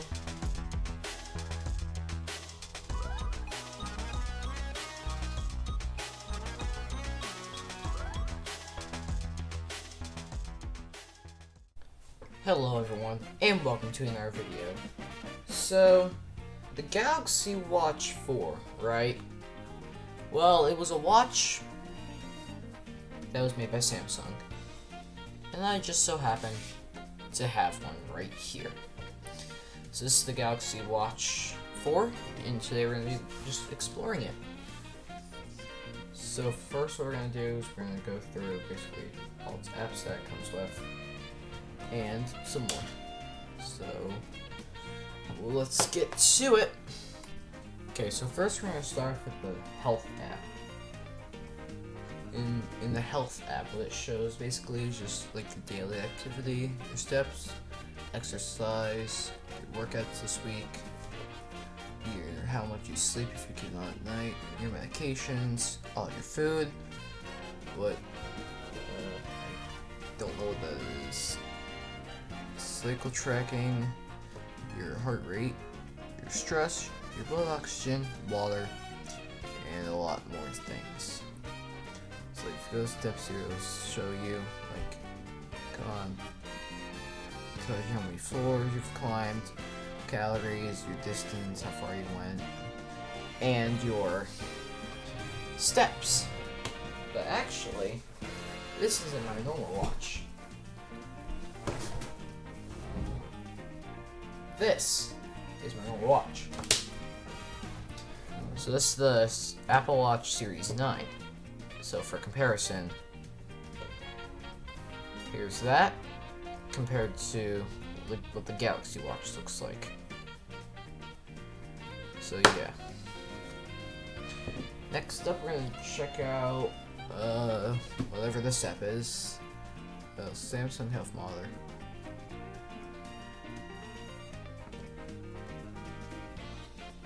Apparently, I have to grab the phone for this next part.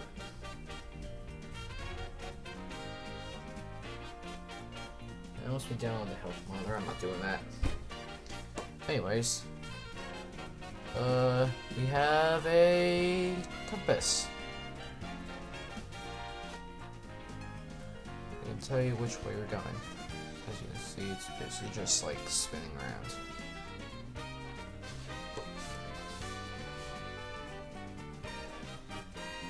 So yeah, that's that app. Next up is I'm pretty sure this is the Find My Phone app, so let's see. Yes, Find My Phone, so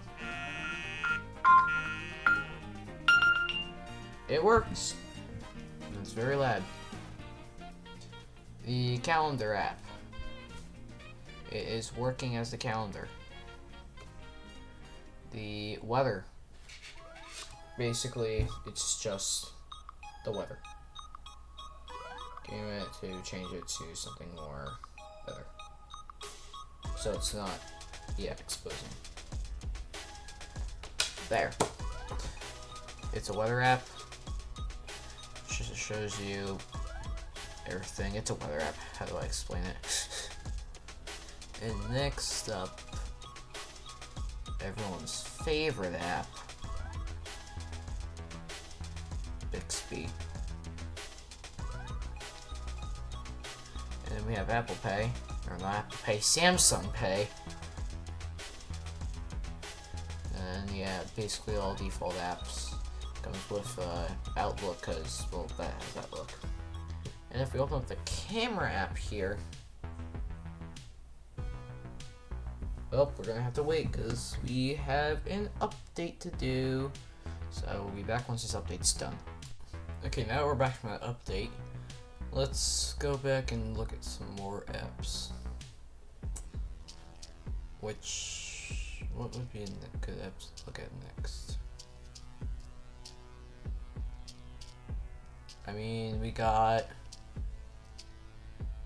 a calculator. That's an app. Okay, well that is all the apps on the Galaxy Watch 4. So, thank you for watching. Make sure to comment, like, and subscribe, and we'll see you in another video. Bye! Hey, click on the video in the middle. YouTube thinks you might like that video. Thanks for watching.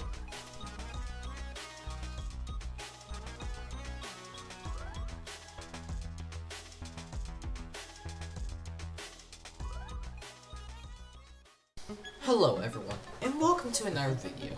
Now in today's video, as you can see right here, we're going to be opening up the Dell PC. So, without further ado, let's open her up for the first time on the channel. And there she is, the Dell PC. So, first of all, I gotta do a few things. And, without further ado, let's start exploring.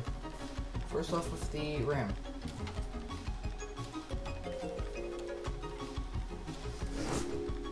Now, these are 2 GB sticks of DDR3, which also is a little bit slow, but it's whatever. So let's snap it back in place.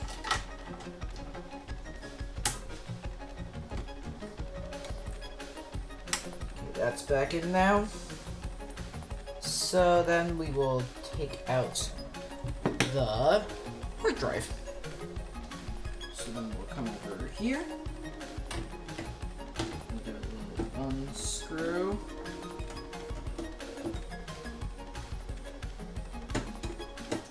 And then another unscrew.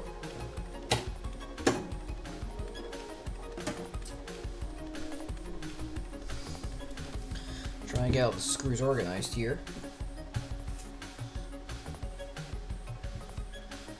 And then we have these two.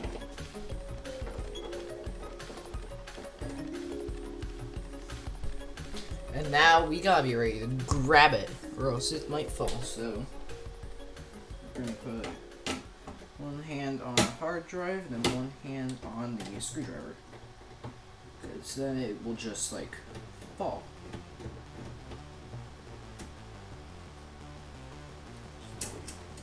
And like that, hard drive is out. Now we'll just disconnect these cables.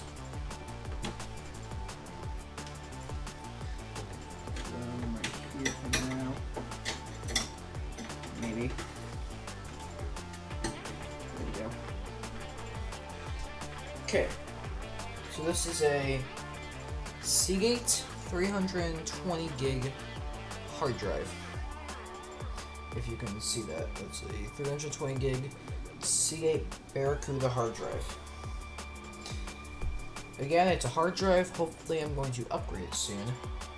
Hopefully. Stay tuned for that video coming out hopefully soon. And without further ado, go back in. First off with the cables. Upside down, so put in our data cable, power cable, I think that is, and then put in our side cable, and then we'll grab those screws here, 18 screws, and we gotta like line this up perfectly, or wait, there's things inside so get it lined up like that. Maybe get it lined up, bring it in, screw, put the, make sure it lines up, and then put the screw in, and we'll grab our screwdriver. This one in. Now that one's in. So now what we gotta do is we gotta put the other one in. Right here. So we'll do that now.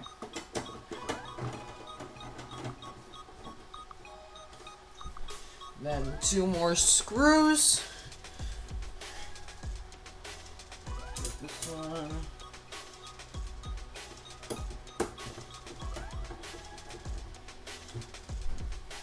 And then our final screwdriver, not screwdriver, our final screw. Okay, so I'll be right, and we're going to take something else off, and then I'll be back.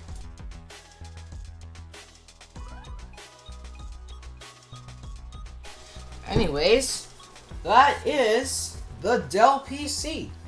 So then we are going to just slide on the side again. If I can get it lined up. Push it in. Put the screws then back on it. Screws back in. And that will be all for today's video then. So hopefully you enjoyed today's video. Make sure you comment, like, and subscribe, and we'll see you in a future video. Hey, click on the video in the middle. YouTube thinks you might like that video. Thanks for watching.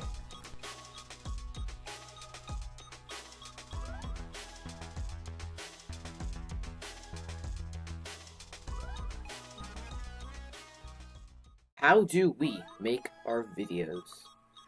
Well, don't worry, because in today's video, we are going to be showing you how to make our videos. So, before we start, make sure you comment, like, and subscribe. And without further ado, let's get started.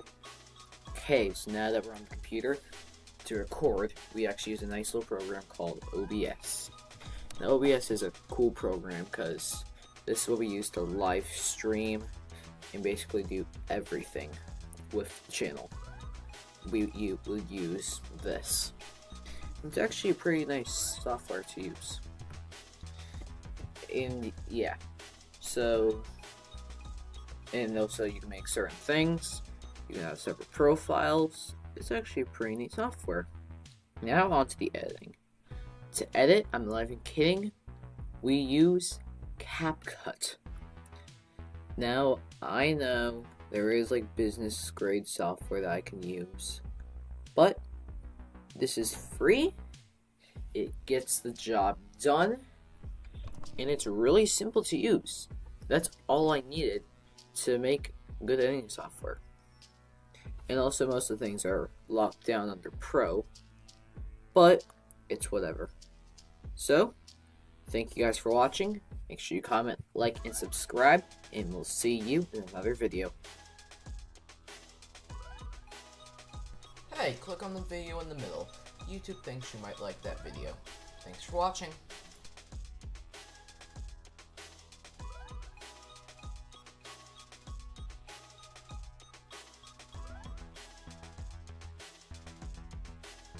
So, picture this. You just got your new gaming PC. And you're wondering, how do I optimize it? Well, in today's video, I'm going to show you how. Hello and welcome to another video. Now in today's video, we're going to be looking at the Chris Titus Tech utility made by Chris Titus Tech. So, it's just simple. Go to the website or search Chris Titus utility and then copy the commands. And you'll have to go to PowerShell and then run that as an administrator. And then you'll paste in that command. And you just give it a few minutes. And it should load right up into the utility. As you can see here, we're now in the utility. So, it's actually pretty simple. There's 5 categories. The install category, the tweaks category, the config category, the updates category, and the micro win. So we're gonna go through all these at separate times. So first we're gonna start off with the install tab. Now for the install tab, it gives you a bunch of apps that you can click on them and you can install them. For example, let's do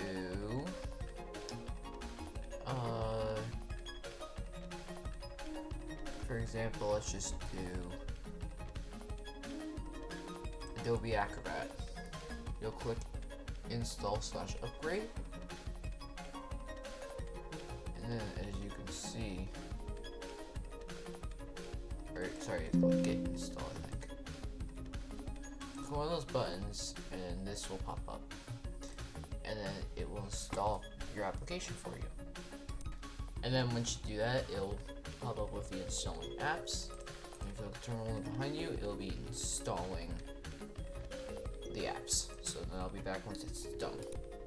You may have noticed it kind of changed a little bit.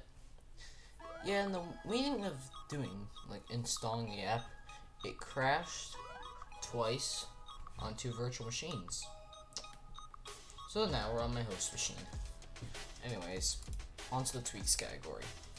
Now tweaks are like things to like fix it up, like we have the standard one which does everything in a minimal, just basically turns off most stuff. Over to config, you can turn on features, fixes, and you can also see legacy Windows panels and enable write access. For updates, you can only enable security updates if you want, so that you're not getting updates every however long. Or you can just disable updates, not recommended of course. Then we have MicroWin. Now MicroWin, what that does, it makes the ISO like kind of with the tweaks and everything built right into it, so it's already good to go. And that was it. So thank you for watching. Make sure you comment, like, and subscribe, and we'll see you in another video.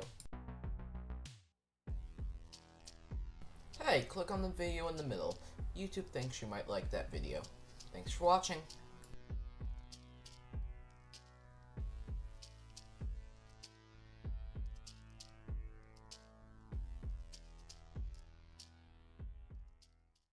Hello everyone, and welcome to another setup upgrade video.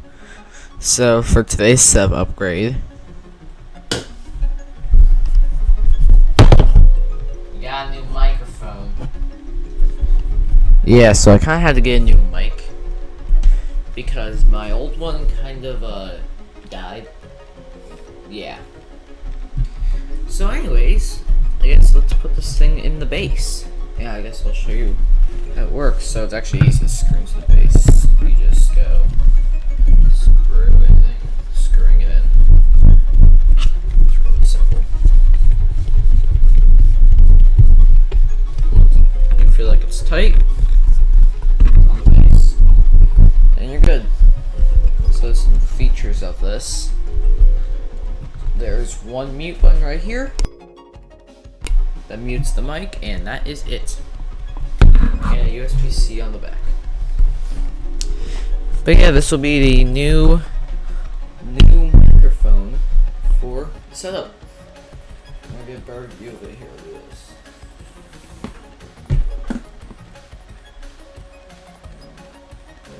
There.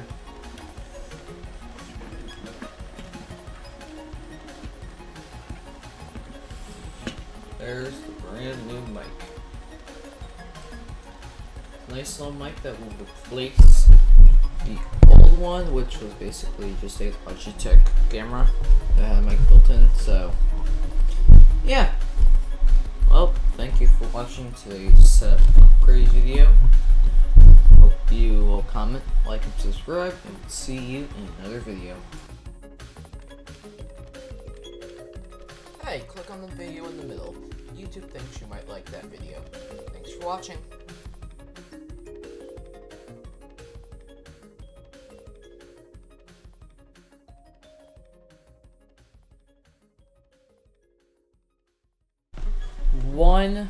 $100 videos. As we're recording this, though, this will be the 101st video, because I kind of forgot that the short for today was actually the 100th. But thanks for sticking along with me through this journey. Thank you for all the support and sticking through for videos like this.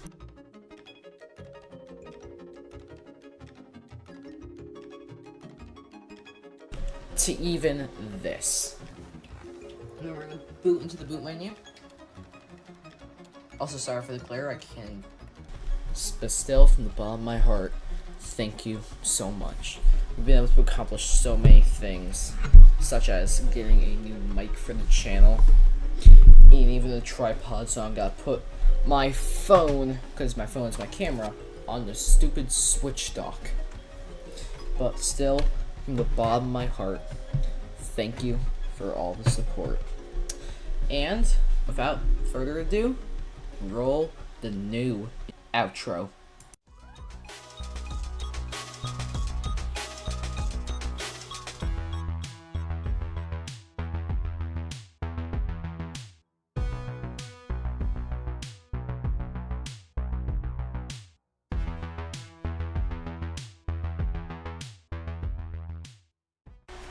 Hello everyone, and welcome to another video.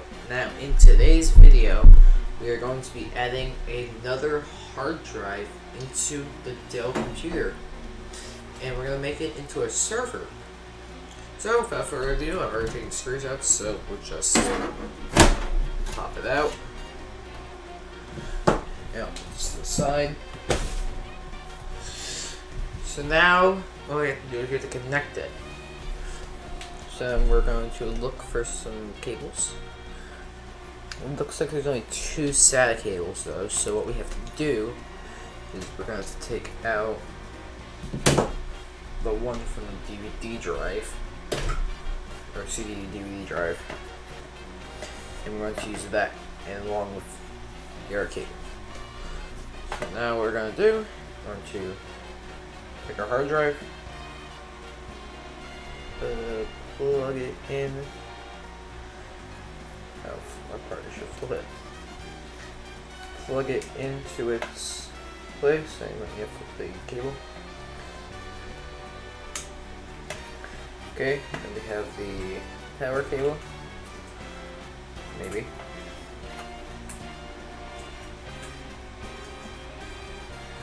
Maybe we'll get this power cable plugged in.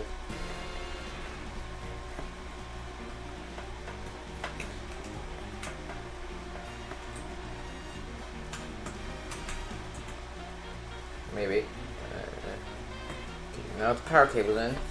Gotta find a place to put this because it will not fit in here because this is a laptop hard drive, but it's fine. So we'll just shove it down there, I guess. And that should be fine. So now we gotta put the cover back on. So we'll do this cover.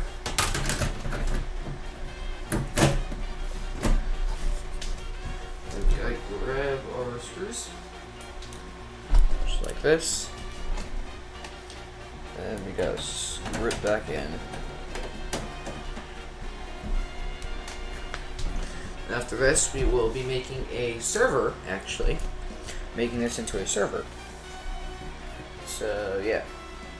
Where's the screw hole? There it is.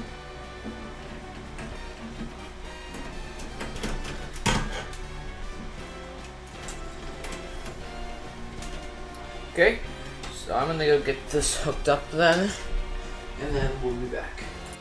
Okay, we are now into Windows, so now what we gotta do is first, I guess we'll see if the drive is in File Explorer. If it's not, we gotta do an extra step. Hopefully, we don't have to do that extra step. And never mind, we actually have to do that extra step. Because, yeah. So what you're going to do is you're going to click on the, right click on the Windows button down here. And then go to Disk Management.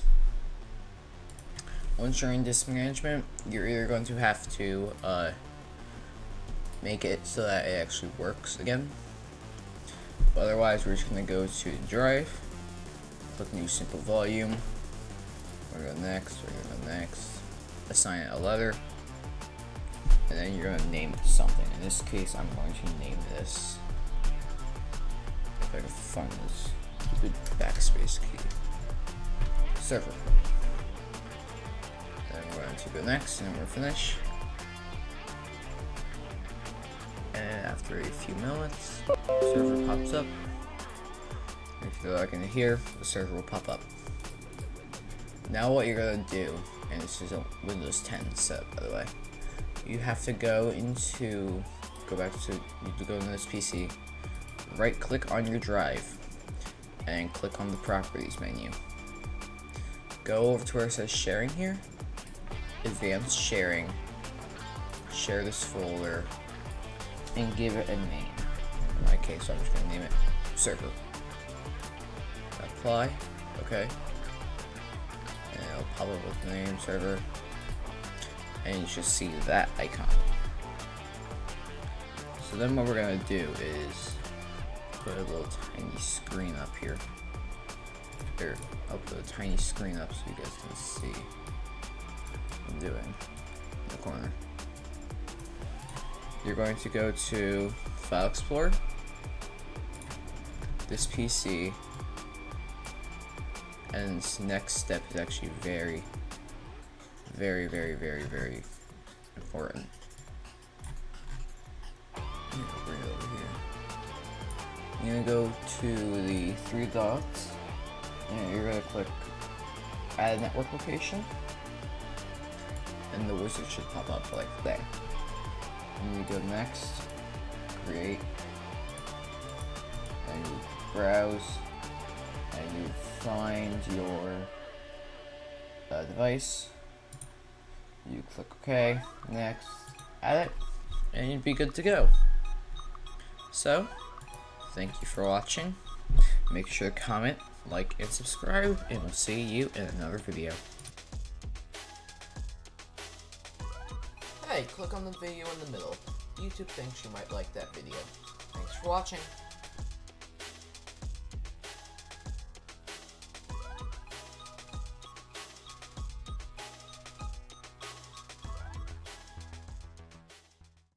Hello everyone, and welcome to another video. So speakers, right? So I have a couple here that I bought from Amazon, and today we're going to check them out. We're going to be starting off with Apple's Beats Pill speaker. So it's actually in the red color, and it actually looks kind of nice. It's in a nice red shape. Buttons all feel nice the way they are, so I guess then we'll power it on and we'll see how this sounds. Without further ado, it actually sounds pretty good, so let's get a song on.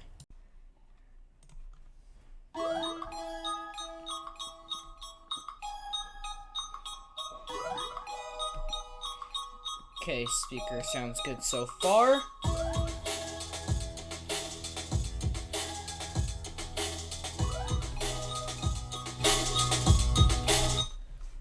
Okay, this speaker actually doesn't sound that bad.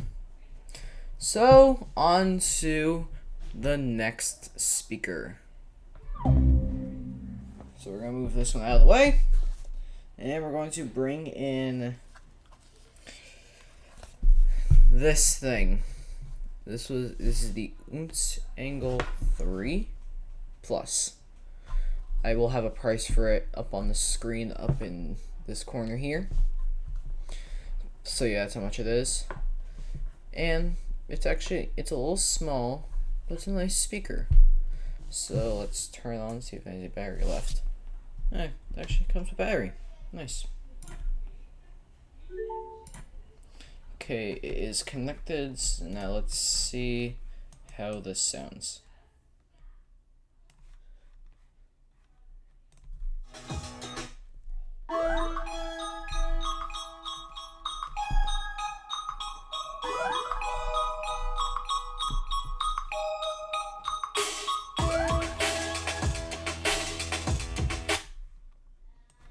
Okay, so it sounds actually a little bit worse than the Beats Pill here, but at the same time, what can you expect? Oh yeah, price for this will be now up in the corner right there. So yeah, that's how much this thing is. But yeah, that is the Unce Angle 3 Plus and the Beats Pill. Comment which one you like down below. And without further ado, thank you for watching. Make sure to comment, like, and subscribe, and we'll see you in another video.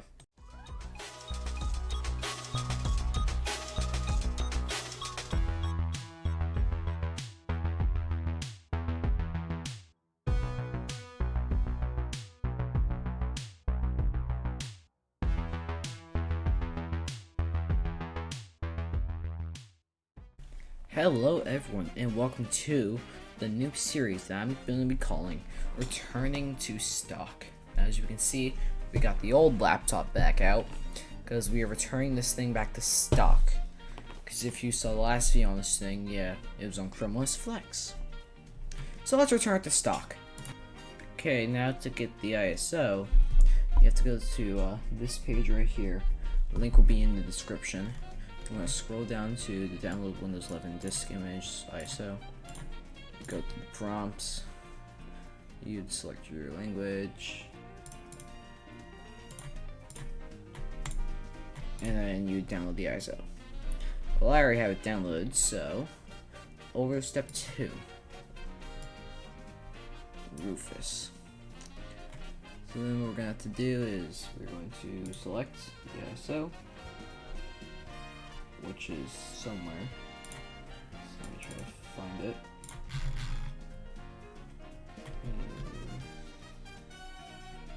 1 minute.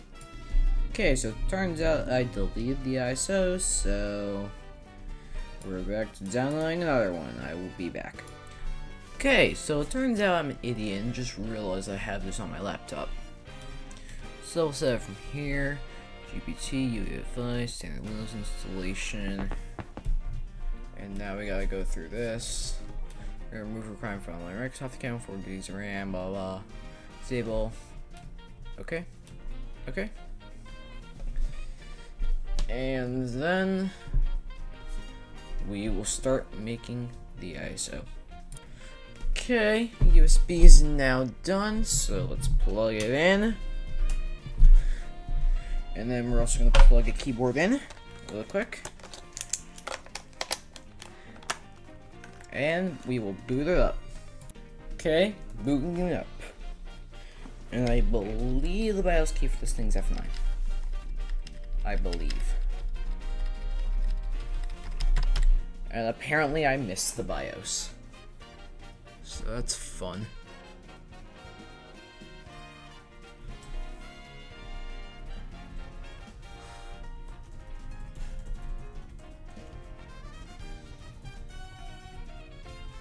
There we go. We're gonna boot off the USB. That's a good sign. Hopefully, it's a good sign. Okay, we're in the installer. That's actually a good thing. So next, I need the previous version sub for this. Because in my mind, I actually like the previous version. A little bit better than the new version.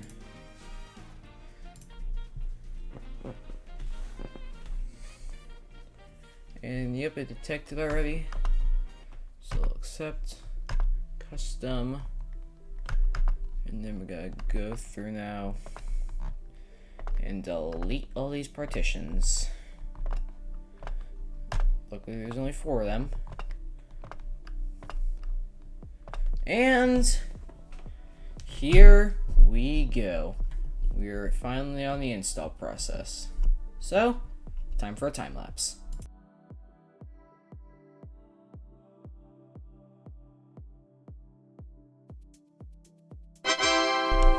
And we're in. So we're now in Windows 11 of factory reset. So I guess let's go through the setup then. Yes, I'm in the sadly United States. Shouldn't say sadly, but yeah. Okay, I'm gonna connect to the network, so I'll be right back. Okay, now we gotta set up the local account, so 6-tick, no password, because I don't really need a password. And just like that, we're in the out-of-box experience. And yeah, we're almost there. Just gotta go through this, and then we'll be able to experience Windows 11 in its HP bloatware.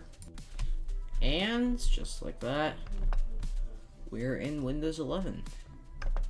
Now, for some reason, it did not come with all the stuff from the factory, even though, yeah, I've reinstalled before and it has done that. I guess we'll just apply default Windows 11 wallpaper. So I guess I'm gonna get some games, and then we'll be back. Okay, apparently I cannot get drivers, so I'm gonna plug Windows, install them. I'm not gonna wait that long, because I gotta release this, so thank you for watching. Make sure to comment, like, and subscribe, and we'll see you in a future video.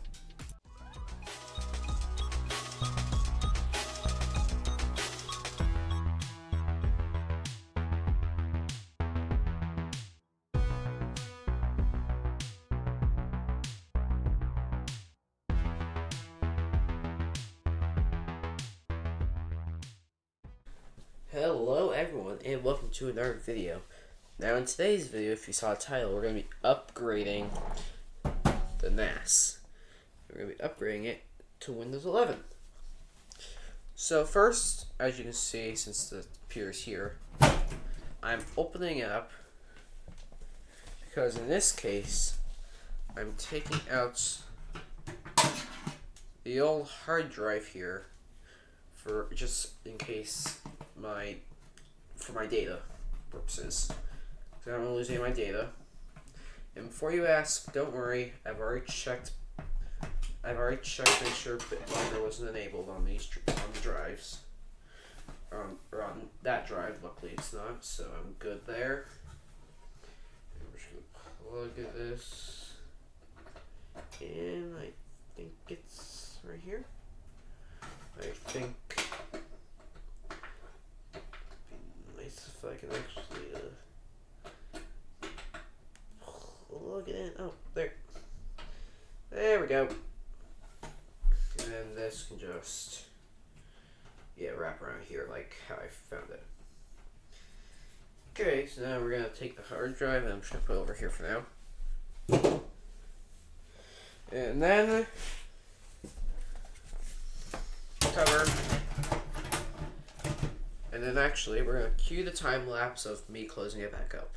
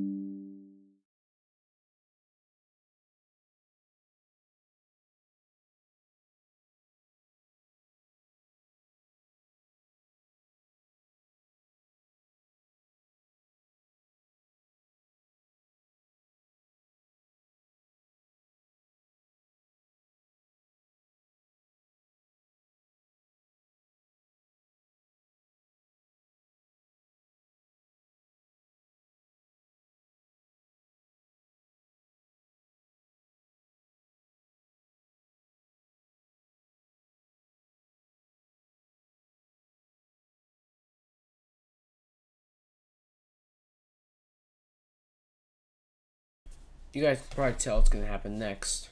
Rufus time. So let's get the ISO. Get the ISO. I'm choosing Tiny 11 today to make things easier. So MBR system. And yeah, we're just going to do our default. We're still going to remove the requirements and all that. Because, yeah, I'm not dealing with.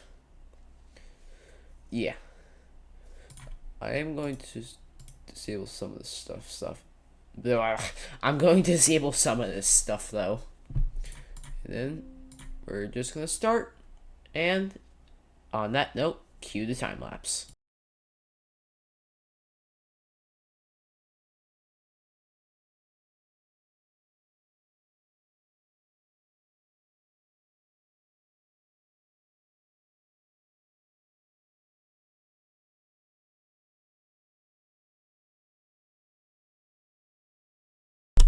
Okay, now that the USB is done, we will unplug it and we'll get to work.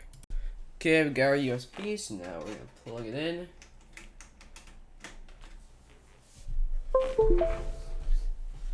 That's plugged in. What we're going to do then is first open the File Explorer. And then we're just going to launch Tiny 11.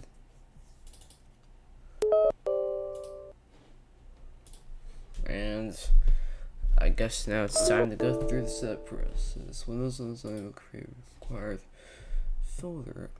Okay, I'm gonna do some troubleshooting and I'll be back. Okay, I was gonna do a clean install, but that may not be possible.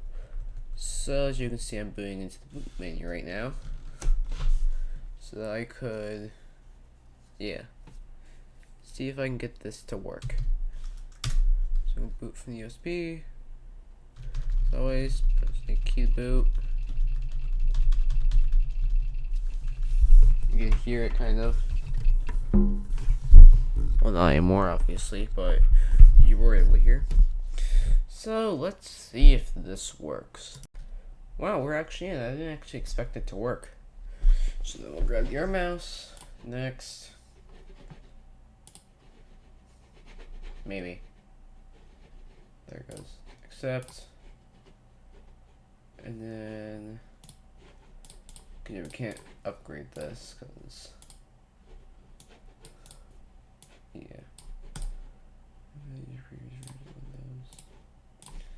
and let's just format everything.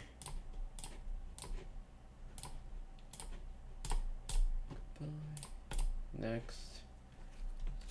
And just like that, we're on our way. So, time-lapse time again.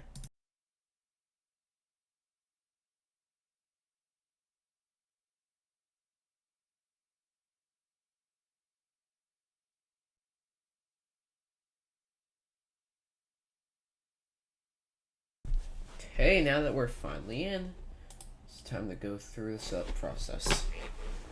So, English, United States, we'll skip. And, right. But I don't got it. I have Ethernet, I will plug it in later though, so. Let's name this server. The password will be, I'm not gonna say the password. And then a good tip for security questions, just put 1 for every answer and then you'll remember them.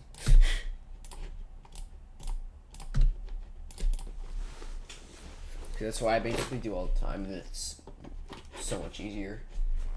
No. Accept.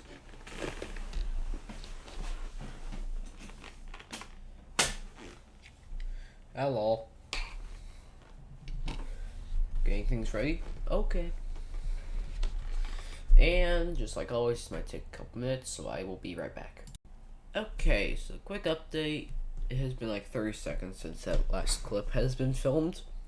And this thing has already crashed. So, yeah. That might be a little bit of a problem. And it happened again, so that might be just a little bit of a problem. So after this, if it crashes again, I'm gonna try to get not the oldest version of Windows 11 and see if that works. Hey, so it's me from the future now, right? Okay.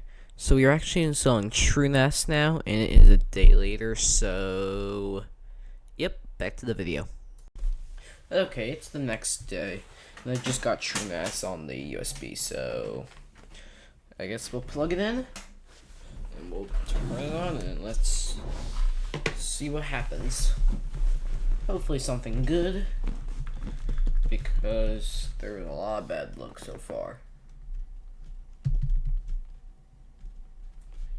Okay, SanDisk. Welcome to Grub. Okay. Yep. This is a start. Okay, it looks like so far it's actually going a whole lot better than it did yesterday. Yesterday was just, it was a pain. So yeah, if you want to go watch yesterday's part, I'll put where it started and where it ended down in the chapters section. Okay, now I guess let's wait for this thing to boot. Okay, we are in the TrueNAS setup, so we're gonna install/upgrade. Install to drive, not the hard drive, not the storage hard drive that has all the stuff. Just gonna proceed the installation. I'm just gonna configure using the web UI. And no. And yep, now it's gonna format and do all of that. Okay, it's creating its stuff. Okay, so I'll be back then once this is done. Okay, so now that's done, let's click OK. We're gonna reboot the system, and we're gonna take out the USB then, and let's see if this thing will boot up. Hopefully it does. That's not supposed to be frozen. Oh, there it goes. Okay, now that's done, we'll boot. TrueNAS scale. Okay. So now I guess we'll head over to the computer side and see what we can do from there.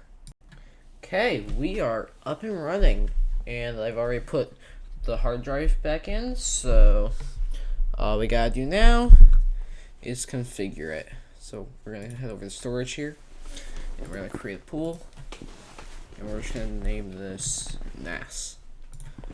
And we're gonna go over to the layout. We're just gonna do a stripe because I only have one hard drive in here, and it's terabyte.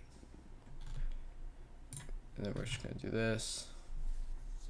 I don't need a log or spare or cache or metadata or any data, and then we're just gonna review it, and then there you can see it, and then we're just going to click create pool, confirm, continue. We're creating the pool right now.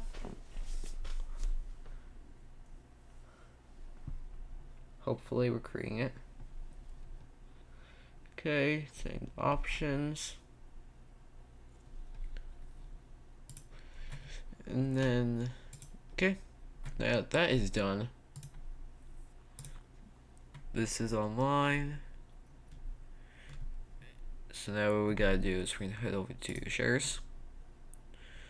Windows SMB shares, we're gonna add the one. We're gonna add it to the NAS path.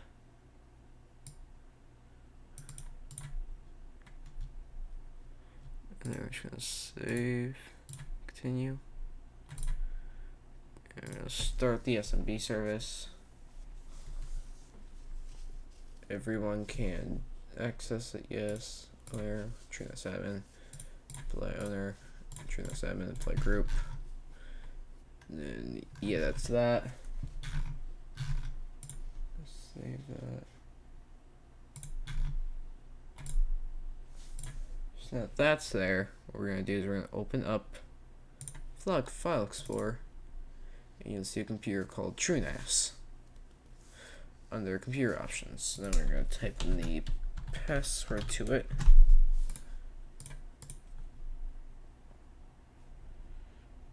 But for some reason the password's not working.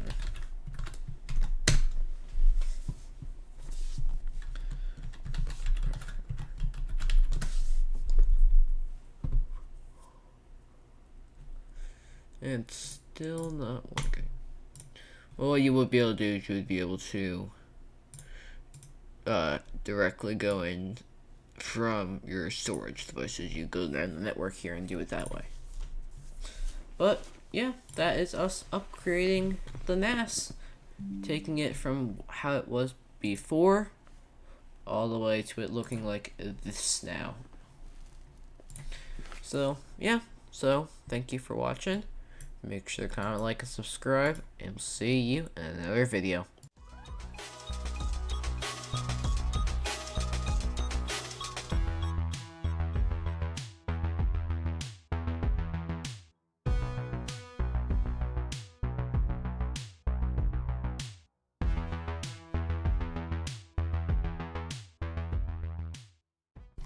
Hello everyone, and welcome back to another video. Now in today's video we're going to be showing you how to completely lock down Windows. So for example, it's like a family PC. Here's how you lock it down. First off, we have a really important thing. This only works in Windows 11 Pro, not Home, Pro. So make sure you have Pro installed. And without further ado, let's get started. Okay, first thing you're going to do is you're going to click Windows plus X, and it'll open up this menu. Go over to Computer Management. Once you're in here, go to local users and groups and go to users. Now, when you're creating your user account, make sure it's like in username style, so that because this next step will be really important. You'll go in, double click your user, and then you'll see where it says full name. You'll actually put in your name and then click apply. Okay. And now when we sign out and go to sign back in, it'll look something like this. So you don't have that awful like username kind of thing when you are that pops up normally when you set up Windows. Okay, for this next step, what we're gonna do, go to the search menu down here, then we're gonna go to edit, search up edit group policy, and open this up.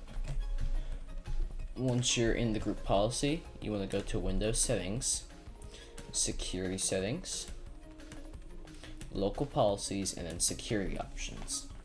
In security options, what you want to do, where it says block Microsoft accounts, you want to click that, and then click users can't add or log on to Microsoft accounts.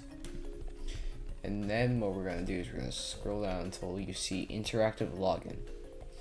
So at the first one where it says do display user information when the session's locked, change that to user display name, domain, and usernames. And then where it says don't display last signed in, click enabled. And then keep don't display username signed in set to disabled.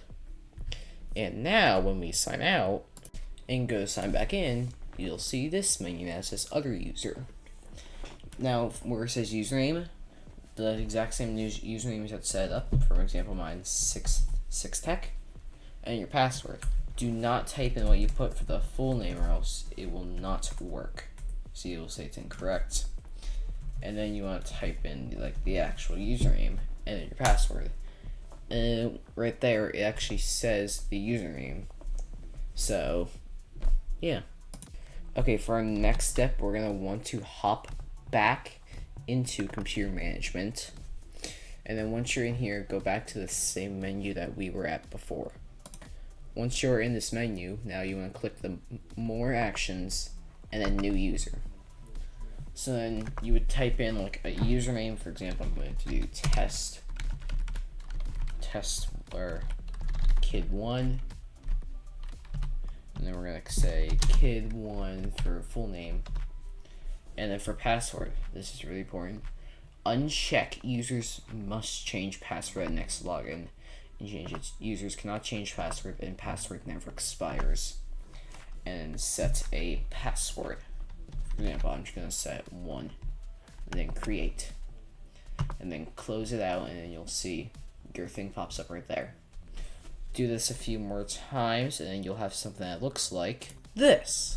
So now you'll see we have adult 1, kid 1, kid 2, and then the 6tech profile. So now when you sign out again, it will show the same menu, but stuff will be different now. So yeah, when you go to sign in, you want to type in the username that you wanted. So like, for example, we're going to do kid1, and then put in the password, and then it will show the username. And then it will welcome, and then it will have to go through its little hello, we're getting Windows ready for you thing. And then it will show you the privacy settings. In my mind, just disable them all because they're all pointless. And then when you click next, and then accept, and then you'll just be brought to the normal desktop. So, and then if we want to do more locking down, here's the next step. Okay, so we want to go back into the group policy, and then what we're going to do is we're going to go to where it says user configuration, and then we're going to open up administrative templates, and then we're going to go in through to the desktop, and then desktop again. Now here, you see where it says desktop wallpaper. You can make it so that they cannot change the wallpaper at all. So like, see, on here we have it set so that it does not change off the default Windows wallpaper. So like, you cannot change wallpaper at all. So like if I go into personalize right now and try to change my wallpaper, you see it says some of these things are managed by your organization. You can do the same thing for colors and the themes. I'm pretty sure you can set a custom same theme. There's just a bunch of stuff. And yeah, that is how you can lock down Windows. So make sure to comment, like, and subscribe, and we'll see you in another video.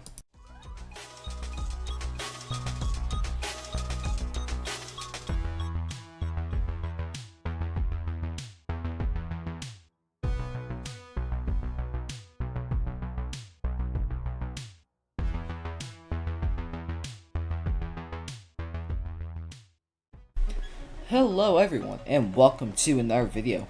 Now in today's video, what we're going to be doing is installing Home Assistant on this laptop. So, without further explanation, let's get started. Okay, so we're going to turn it on now. Then we're going to open up F10 to boot into the BIOS, because we got to check a few things. So now we're in. What we have to do is you have to make sure UEFI is on, which it is, and Secure is disabled, which looks like I'm already set to both of those. So, exit saving changes, then we're gonna head over to the boot menu. And then, since our USB is already plugged in, we're just going to boot, and then we're here, and then we're going to just enter. After it's done doing its thing, and then in a minute we'll be in the setup.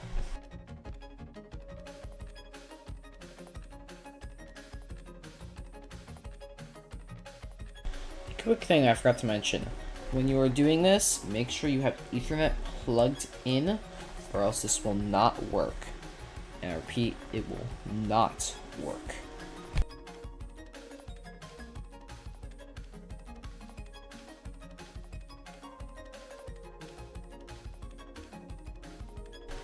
Okay, so now if you look here, let me turn the lights off so you can kind of see this a little better. You'll see it says system is ready, the browser or app to configure. So, we're going to head over to the computer for the next step. Okay, now we're in, and when you go to the page it'll tell you it doesn't support a secure connection. It's fine. Open it. And then if it pops up with that, just select prepare. So let use either one of the DNSs, doesn't really matter.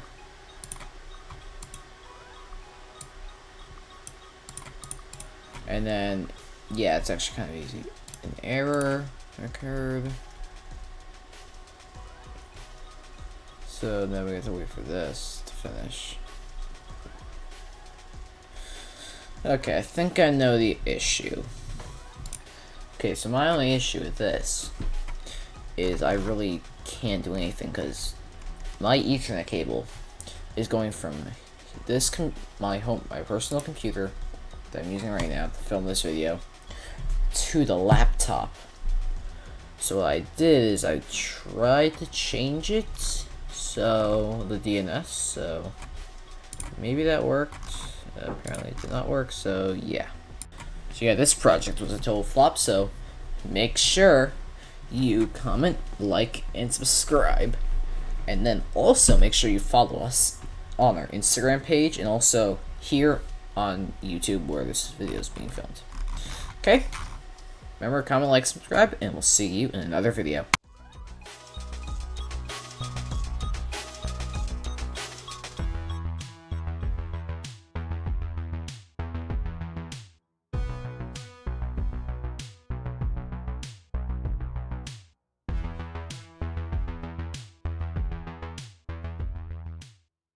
So, Windows 10 has officially lost support as of today, October 14th. Microsoft no longer receives free software updates from Windows Update, or technical assistance, or security fixes for that matter. So, like your grandma's Windows 10 PC, will not work.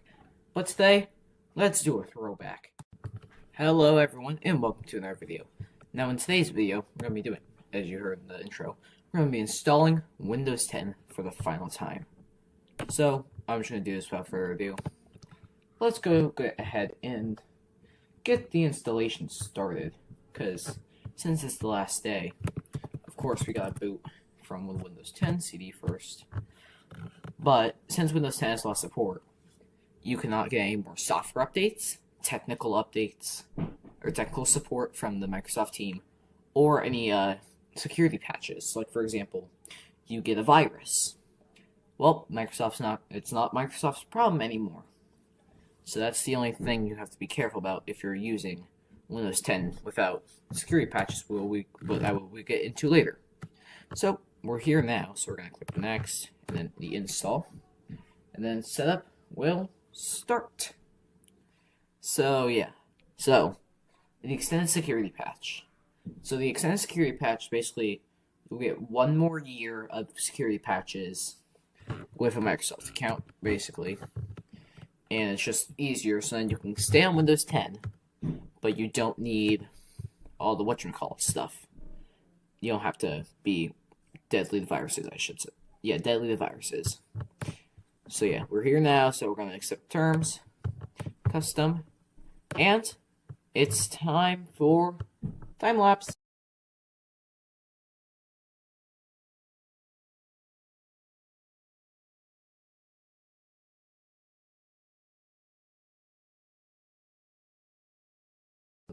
Okay, we are here in the Windows 10 setup. I almost said 11 there. I'm so used to 11. And so yeah, we're just gonna set this up like normal. And yeah, let's just set this up.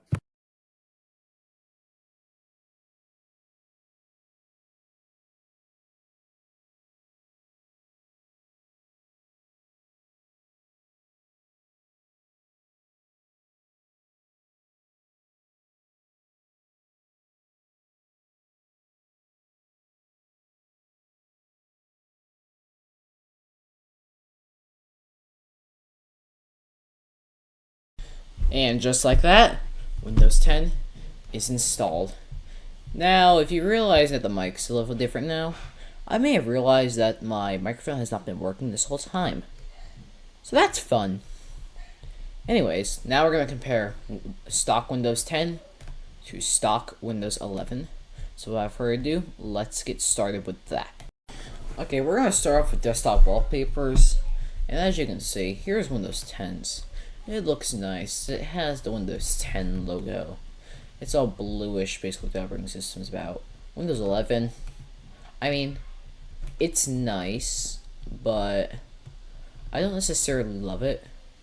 So, that point will go to Windows 10. Next up will be the start menus. So, Windows 10, it has, you just see the nice little scroll bar of all your apps, and shortcuts if you want over here. And then right over here, we have the application stuff, like the power button, settings if you want to go there, pictures, documents, and your user account. And then to get your user, and then switch users, you click on it, and then it pop up with the icon. So right here is change account settings to lock and sign out. Well, over in Windows 11, it looks a little more simplified, okay? But the one thing I can't understand is this recommended. This part always annoys me. But then the all apps is here, which I'm not gonna lie, I kind of like. Windows 11's better, and also the switcher down here is a lot nicer than it was before, even though there's just one button that says sign out. You have to click Windows L though now to lock it. But yeah, I think for this one, Windows 11 will get the point for this category. Well, on to the next. Okay, and next up will be the settings apps. So, first of all, we're going to start off with this settings app, and I actually think it looks kind of nice. Looks nicer than some of the other ones I've seen.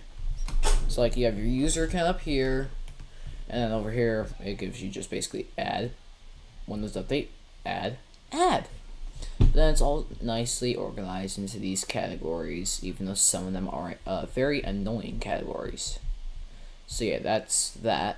But now if we go to Windows 11, it's a little nicer. Still gives you add here. Otherwise, I actually like this one a lot better. Like, the system actually has stuff useful. Everything is nicely organized. And then, if you could look from here, in the tabs from here, in Windows 10, you realize there's actually no phone tab, because the phone tab is under the Bluetooth and devices. And it pops up here then. So, yeah, kind of obvious, I am giving Windows 11 that point. Well, on to our final category. Okay, our final thing, as you can see, is the icons of basically just the folders, which basically has all the icons built in. So in my mind, these icons actually look a little bit Windows 10-esque, which, I mean, I get. But at the same time, they look kind of old, because, like, if you look at some of these, let's say, for example, this one. This icon looks very old, along with, that actually is new, so, this one's a little old, that one's a little old, it looks like. Some of these are just, like, very old, like, that one, that one, that one. MSN, that doesn't exist anymore. This one, I think that's still from Windows XP. Yeah, some of these icons are just very old. They're not really modern icons.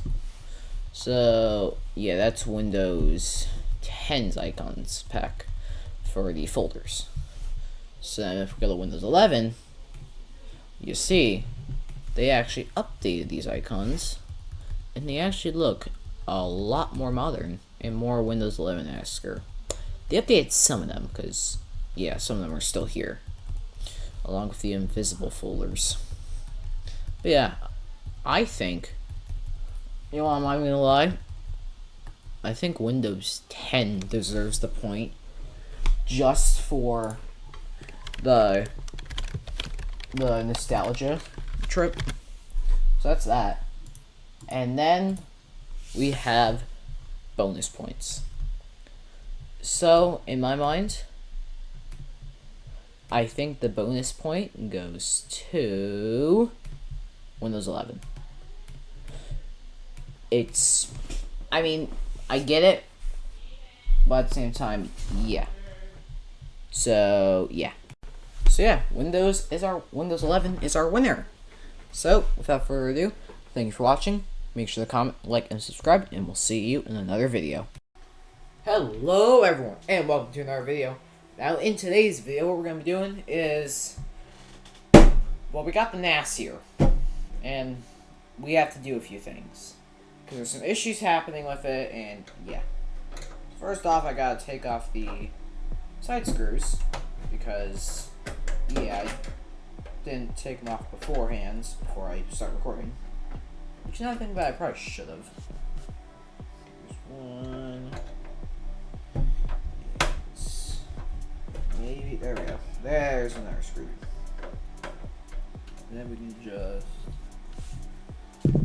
pull it off. And we're in. Okay. So what I'm going to do first, I'm going to disconnect the hard drive. Our Seagate hard drive, and there's a reason for that. The reason is I don't want the data to get corrupted as I'm doing this, so I'm doing that for now. So then what we're going to do is we're going to bring it all the way up here. Then we're going to... I don't think we're going to be able to connect... Oh, yeah, actually, we might be able to connect this back temporarily to the DVD drive. Now that's reconnected. I'll do a nice little that. And now, we're just going to put this back on. Maybe. Okay, so I'm going to put this back on, and then, yeah, we'll get back to work. Okay, so now we're here on the Windows 10 setup screen. And the reason we're here is because we have to do a few things. So first off, we are going to run the Windows 10 we're going to run the Windows 10 setup, and then we're going to make a USB from it. Why the heck is this not working? There. So then we're going to use the Windows 10 setup for this part, as I've said multiple times already. So we're going to accept, and we're going to create an installation media for Windows 10 64-bit. And we're just going to make a USB flash drive under the E drive, which I've nicely named Y Windows 10. And there's actually a good reason for why I'm using Windows 10 and for my NAS instead of something like TrueNAS or something. So my NAS is going to be connected through Wi-Fi all the time. And my only problem with that, I have to connect it with through Wi-Fi because my router has 0 Ethernet ports. And if you want Ethernet ports, an adapter for it's like 20 bucks. So obviously I'm going to save money. And I bought the Wi-Fi adapter. If you know the Wi-Fi adapter from previous videos.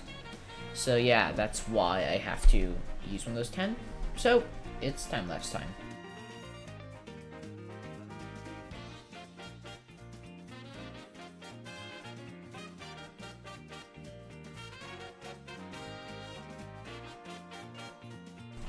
Okay, USB's all plugged in.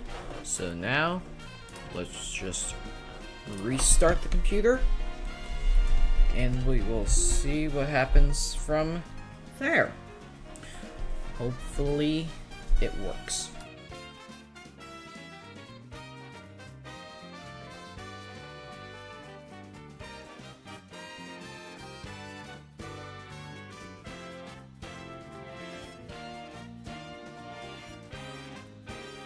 Okay, we're in the installer, so we're gonna click next now, and then we're gonna click the install now button.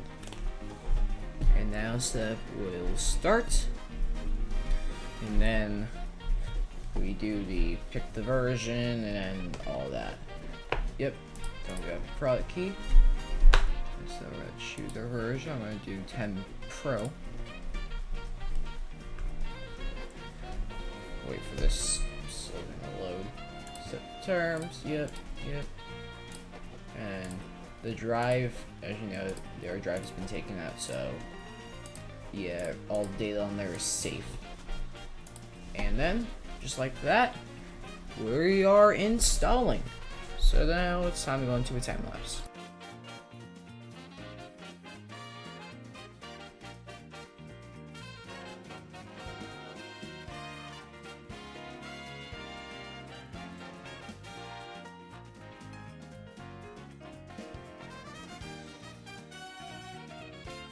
And just like that, we're in. So now we're going to choose our language, or our state, or country. Choose keyboard layout, skip. And now we go to the network. Will it power the network? Yes. But I'm going to say I don't have internet. Now we're going to continue with the limited setup, and there's a reason for that, which I will explain in a minute. Because we're going to use this PC server. And we're going to put the password I will use for the server. And then we're going to do that, and that, and that. To make things just a little bit easier. And then everyone's favorite part, privacy settings. No. Here, Cortana, and yep, that's all.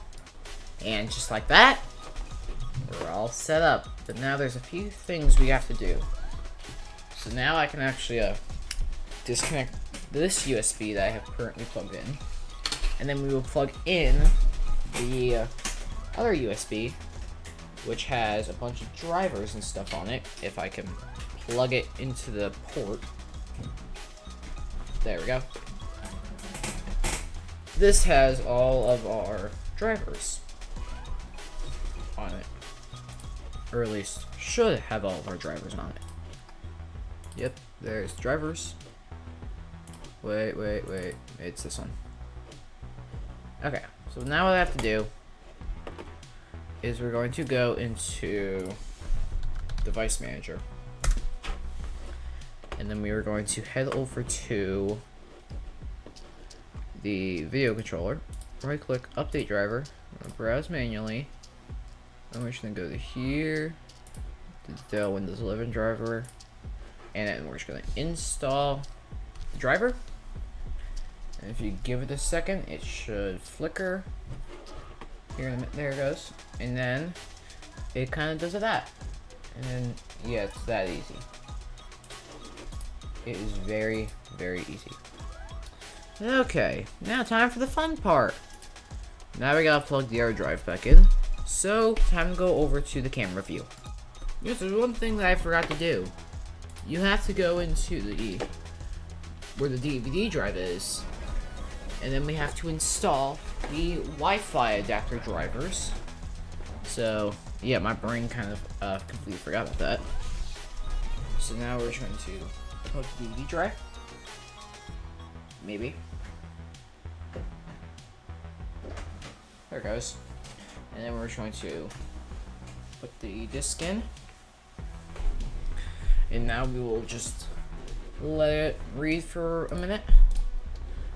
And eventually it should, quote, should pop up. Hopefully.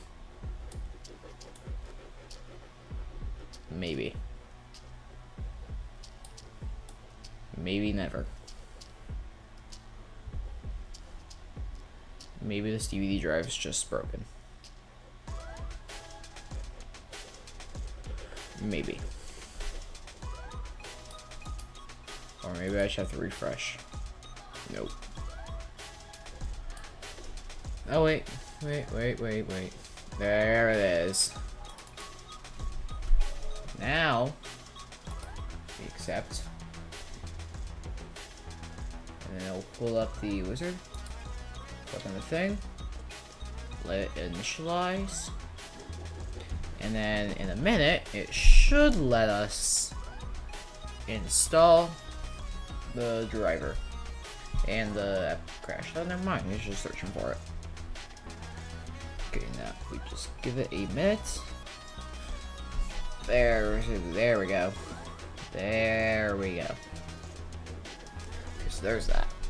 Okay, I'm gonna let that install, and then we gotta restart, and I will be back at the camera.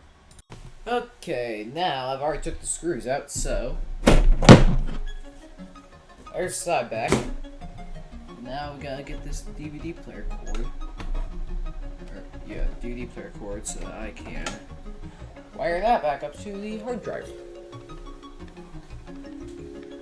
which is right here. So, plug the hard drive in, just like it's the other way, just like this. We're going to grab our power, plug that in. And we are just going to do what I normally do. Put it just like down here in the corner. And then side. Go back on here. Maybe. There it goes. Side goes on. And then we get our screws.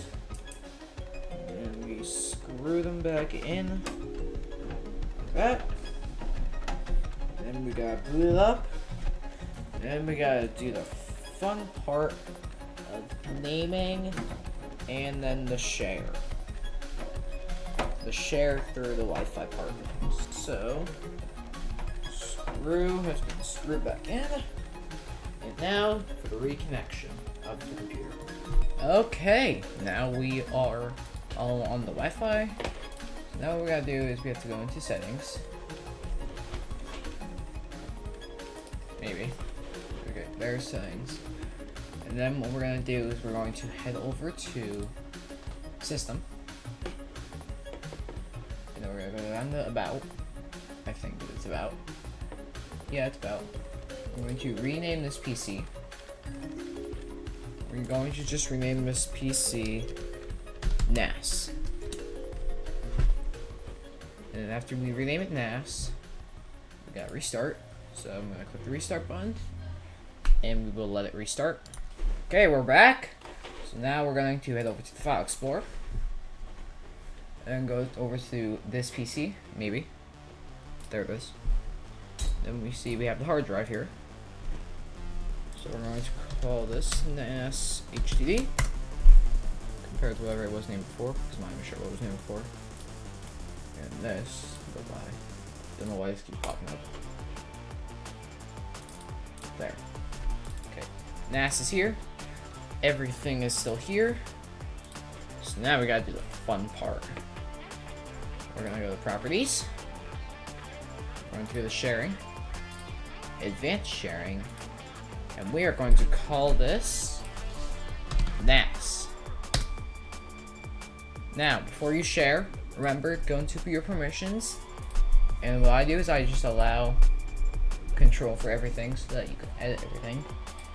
And now, if we open up the File Explorer on my computer, which I'm going to be showing you about now, you can see I'm going to head over here to network drive, which for some reason keeps going on the wrong display.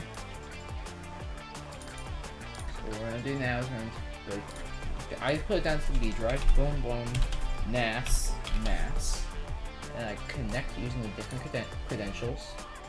And we're going to input those credentials that we had earlier. And if you remember the credentials, click OK.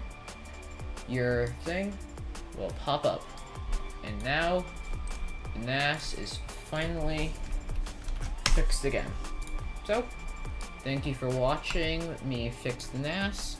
Make sure you comment, like, and subscribe. And we will see you in another video.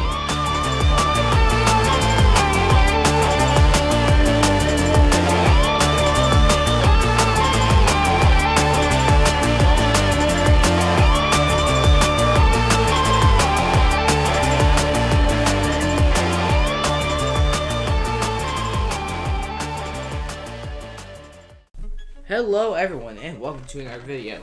So, laptops, right? I have a few more now. So, I may have gotten a few laptops recently, so because of that, I thought we were going to do a laptop collection video today. Starting off with this one. This is the compact Presario CQ56. And so without further ado, let's get this video started. And without further ado, let's boot her up. Those fans are getting very loud. And so yeah, this thing runs Windows 7, as you can currently see. And actually, I should probably do something really quick to turn this down so you guys can actually see a little better. Okay, so this is running Windows 7. And I'll be back once it gets on the home screen. And here we are on the desktop. Now, as you can probably tell, I'm not using my capture card for this because there's actually no HDMI port on here. There's only VGA. So, let's just go ahead and explore the software that's on here. So first of all, we're gonna go into the All Programs section. And then we're just gonna look through what's here. So we have Adobe Reader 9. We have Log Black Pro. We have Microsoft Office. But when you open this, you need a product key. Then we have the whole Windows Live thingy. That was a thing that Microsoft gave you, like Windows Live stuff. I'll probably put a link in the bio if you guys want to download it for your old machines. Came with Cyberlink, the DVD suite, the Cyberlink media show thingy, and then a few other things which we'll look at right now.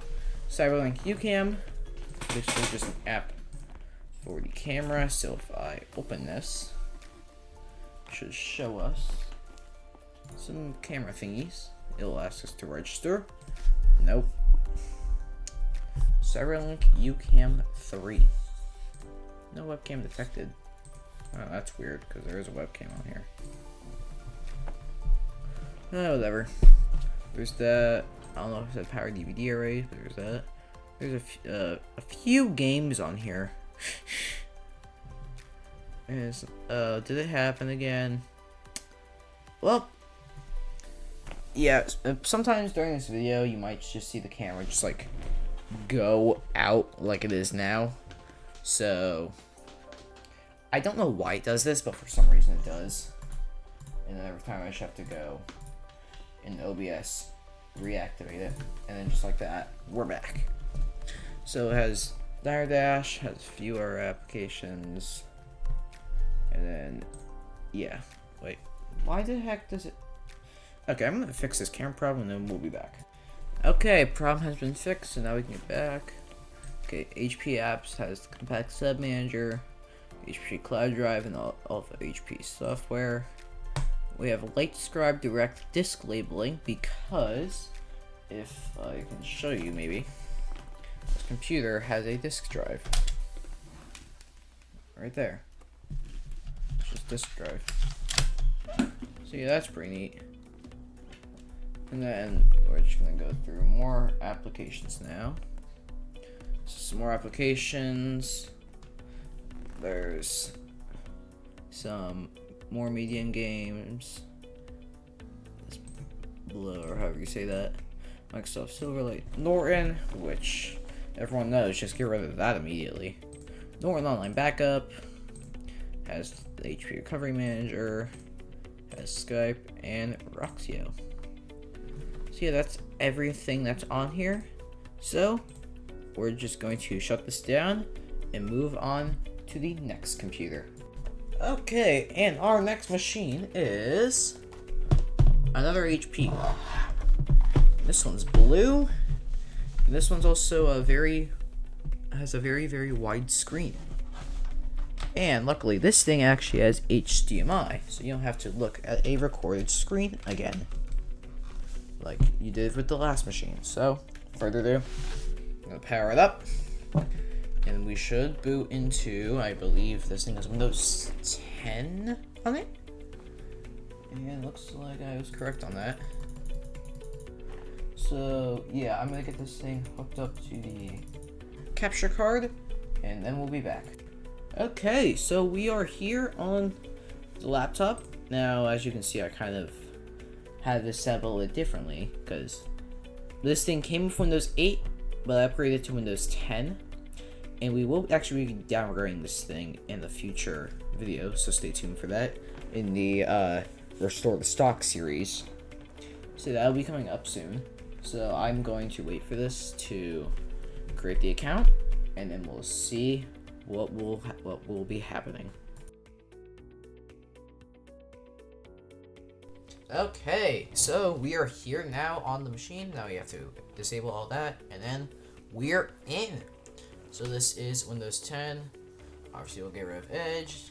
And then this thing actually has old, very old software, and a lot of software too. So we're gonna go through all of it. So 7-zip actually I installed on there. So yeah.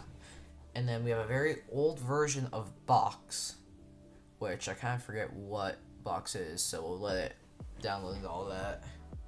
And then we have the audio control panel. We have eBay. Now, if you see Microsoft 365 stuff, I actually installed that on there because, well, I actually installed that on there. Then we have the finance app. We have the getting started app. We have a few games. Then we have, yeah, HP Connected Music, the HP Connected Photo. We have HP Help and Support, and also HP Plus. And then we have an Amazon Kindle app. We have Legacy Update, because I actually updated this thing before I upgraded this. And then we have Microsoft, I'm not going to pronounce that word, more Office stuff. And then Movie Maker, because this thing also did come with Windows Live. Oh, there's Box. And we'll go over that later. And then we have Snapfish, and then we have a very old version of Netflix. Very old version of Netflix. I don't even know when it was. So I'm going to disconnect from the internet really quick. And then we're going to go through that application really quick. So we're going to scroll down. Oh, I think I passed it. Yeah, I passed it. open up Netflix and we'll see what the logo is that it gives us. So yeah, we'll just let it update. I don't know if it's actually going to update or not. Oh, looks like not, because look, there it is. And that's a very old logo, and of course it's gonna give us error, error, error, and yeah. So that's a little bit of nostalgia for you. And then we have everyone's favorite software, Norton Studio. Yay. I really hate Norton. We have the photo gallery app from Windows Live. We have HP Quick Start and HP Utility Center. Then we have the Microsoft Reader, the Register application, and Savings Center. Who wants savings? We have the Security and Protection tab, which basically has HP Recovery Media. We have eBay, again for some reason, I don't know why. And then, yeah. And then we have SkyDrive, which I'm pretty sure that's like an older version, like pre-version of OneDrive. But I'm actually not very sure. We'll look at that later, I'm pretty sure. Okay, then we have Skype that came on here. We have the Sports app. We have the Travel app. And UCam. And that is it for all the pretty slow software. So we're going to try to open up UCam, but we'll see what happens with that. And yeah. So there's UCam, and then what we're going to do now, I think we're going to open up all the old software. So all the old software, yeah. So we're gonna open up Box first, and we'll see what that's all about right when it's done loading.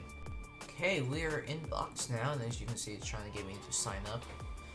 And also, I was right, it's like a content sharing thingy, so kind of like OneDrive is with all your cloud data and all that. You can use company sign-in, or you can just sign up from software, which obviously I'm not going to do. And now what we're going to do is we're going to open up the camera app and see how that is, how the camera is, and yeah, obviously we have to allow access to a few things, the microphone, the actual camera, to use the camera app. That's actually like a little bit of an older version from Windows 8. Oh, that camera quality, I mean, it's a camera, but it's not very good.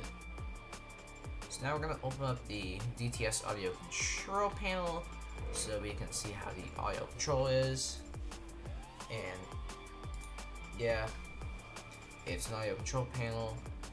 Change the volume on the stuff, and then I'm pretty sure like if I just like turn it up a little bit, you should be able to hear it. Oh wait, now you should be able to hear it. And then yeah, so that's the audio control panel.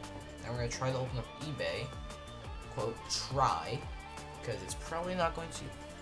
Yeah, yep, it kind of just crashed, so let's try it again. Still crashed, so we're going to turn on the internet now, and we'll see what happens from there. So Wi-Fi, we're going to turn that on, and then this should connect. There, now it's connected, and now we'll open up eBay, and yeah, that was it. It was just Wi-Fi problem. So there's eBay. Obviously, we got the great part. Obviously, from 2012, by the way. And yep, here it is. Obviously, we'll sign in if you want to go buying, selling, search. Welcome. They all need to sign in, save searches. Yeah. So now we're going to open up one more app, and that app will be everyone's favorite Norton Studio, which we still have to figure out what Norton Studio even is. So yeah, that's that.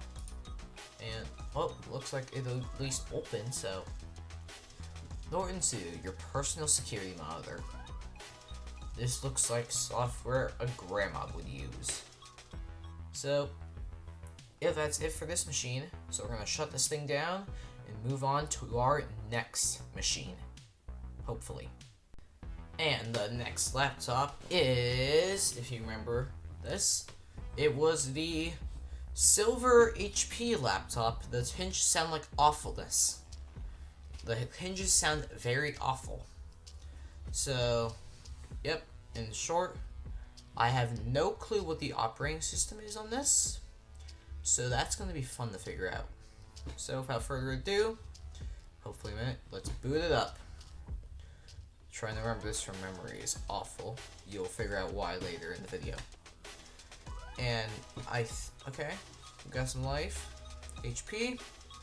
And yeah, I think it's Windows 10. Wow, having some real camera issues here.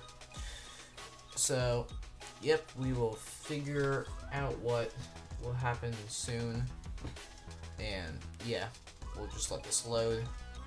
Because I have no clue what's on here. And we got plug in connect. Yeah. Okay, so if you can see here, the system is currently updating. It's updating my system.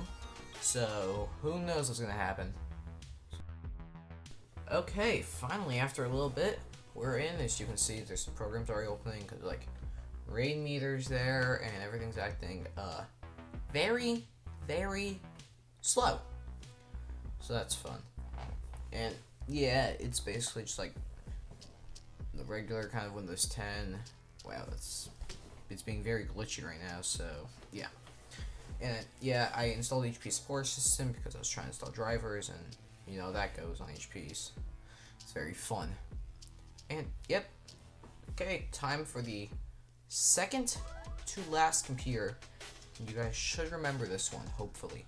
And the second to last laptop is the Blue HP laptop. Now this thing is actually a very classic, because there should be a video up in the cards with a few of these. And fun fact, this was actually recorded one of the videos on this channel. I think it was Windows Tips 1 or something like that, start menu. But yeah, if you go back to that, this thing is very, very, very awful. You'll understand later why it's very awful. So, without further ado, we're going to plug in our devices, our USB stuff. And then we will, after I get the other USB, plug that in, or that was HDMI, sorry, and then we'll turn it on. And a little surprise. Something else, that this thing runs Chrome OS Flex, so yeah. And just like that, we're here in Chrome OS Flex. It's giving us the welcome recap, so we're going to have to ignore that, so we're going to say no thanks. And yeah, it comes with all normal Chrome OS things. And yeah. Oh wait, I should probably switch this over to the capture card there. And I'm pretty sure you guys are seeing the extended view. So give me 1 second to kind of adjust that so that we can see the same screen. So I will just here, there we go. And yeah, it's just Chrome OS Flex. It's like it's Chrome OS but made for all devices. And something about this thing, we have Chrome, we have the Files app, and then we also have Gemini, because Gemini comes on all these devices now. And to be completely honest, I actually like Gemini because it's actually very useful for stuff, and yeah, it's just very useful in general. And yeah, there's the Messages app, and yep. So that's a few apps that are on Chrome OS for right now. I'll get back in a minute. So, before I continue this video, it just took me till now to realize my mic wasn't on this whole time. So I'm gonna have to add audio in. That's gonna be fun. Anyways, yeah, we're here in Chrome OS Flex. They have Notebook LM now, which is pretty interesting. Because, well, yeah. It's Notebook LM. I haven't used it before. I might use it soon though. Yeah, basic things in Chrome OS. But now if we go here and we scroll down to About Chrome OS, we still have Linux. So I can set this up real quick and then use Linux like I normally would, which will probably go in depth with that more in a later video. So, yep. That's this. So now we're going to go to our final device, which is, if you can guess it, comment down below and comment the time before. And without further ado, let's get going on this last laptop. And if you guessed it, the final laptop is, if you remember the new laptop video, yeah, it's that laptop. And this thing actually is nice. I've had it, I think, for about 2 months now, and I'm gonna give you my honest thoughts. I absolutely love this thing. And then we'll just switch over real quick to the capture card. So yeah, here it is. I really like this thing because, like, of all the things I've done, this device has to be my favorite. So yeah, that's all I really have to say about this. But yeah, I mean, it's Windows 11. It's nice. Yeah, actually, I'm not gonna put Winfer, but yeah, this thing I actually really enjoy it. If you remember the Windows 10 end of life video, that was recorded with this laptop, just because of other things. So yeah, because I wasn't at home when I recorded that video. So yeah. So that was the final machine. So that was officially all of my laptops. So thank you for watching.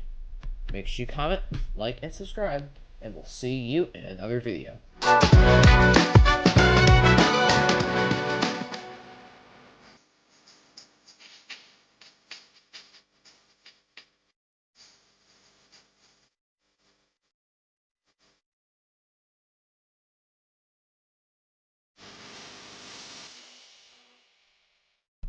Hello everyone, and welcome to another video. So, this compact laptop, right? It currently runs Linux Mint. So what we're going to be doing today, if you saw by the title, we're restoring this to stock. So this is another episode of the Returning to Stock series.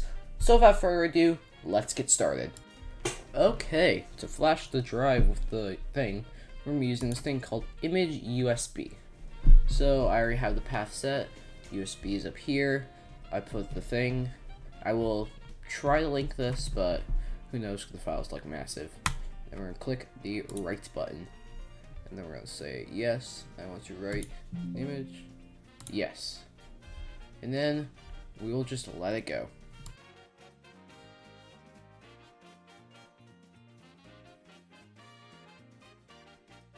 Okay, 4 hours later, yes, it took about 4 hours.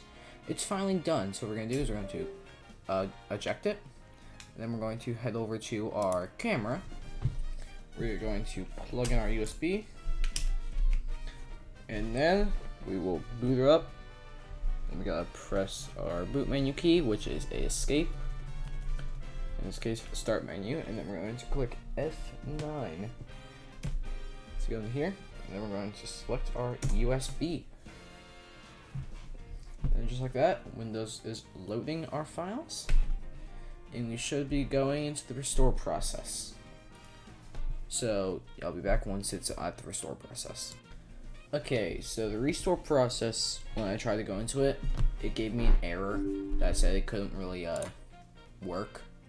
So what I'm doing now is I'm going to flash Windows 7 to a USB, and I'm going to plug it into here, and hopefully that works. So now we just gotta wait for it to work. Okay, USB is done. So now let's plug it in and let's boot it up. Try this again. Let's boot it up. And let's just go right to the boot menu. Got no time to waste. And then we're gonna go to the device options, boot device. Boot from the USB. Okay, we got the flash. Okay. Those slowing files. And yep, it's just gonna be a standard Windows install. So I'll be back once it's done installing.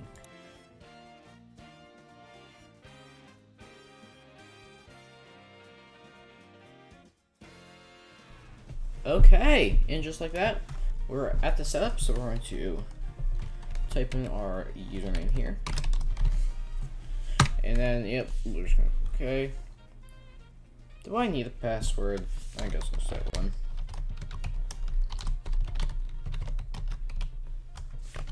No password hint. And then, yep, time for the fun part. I'll be back once we're at the final part of setup. Okay, we are finalizing our current settings. Oh, and there goes. And looks like we are in.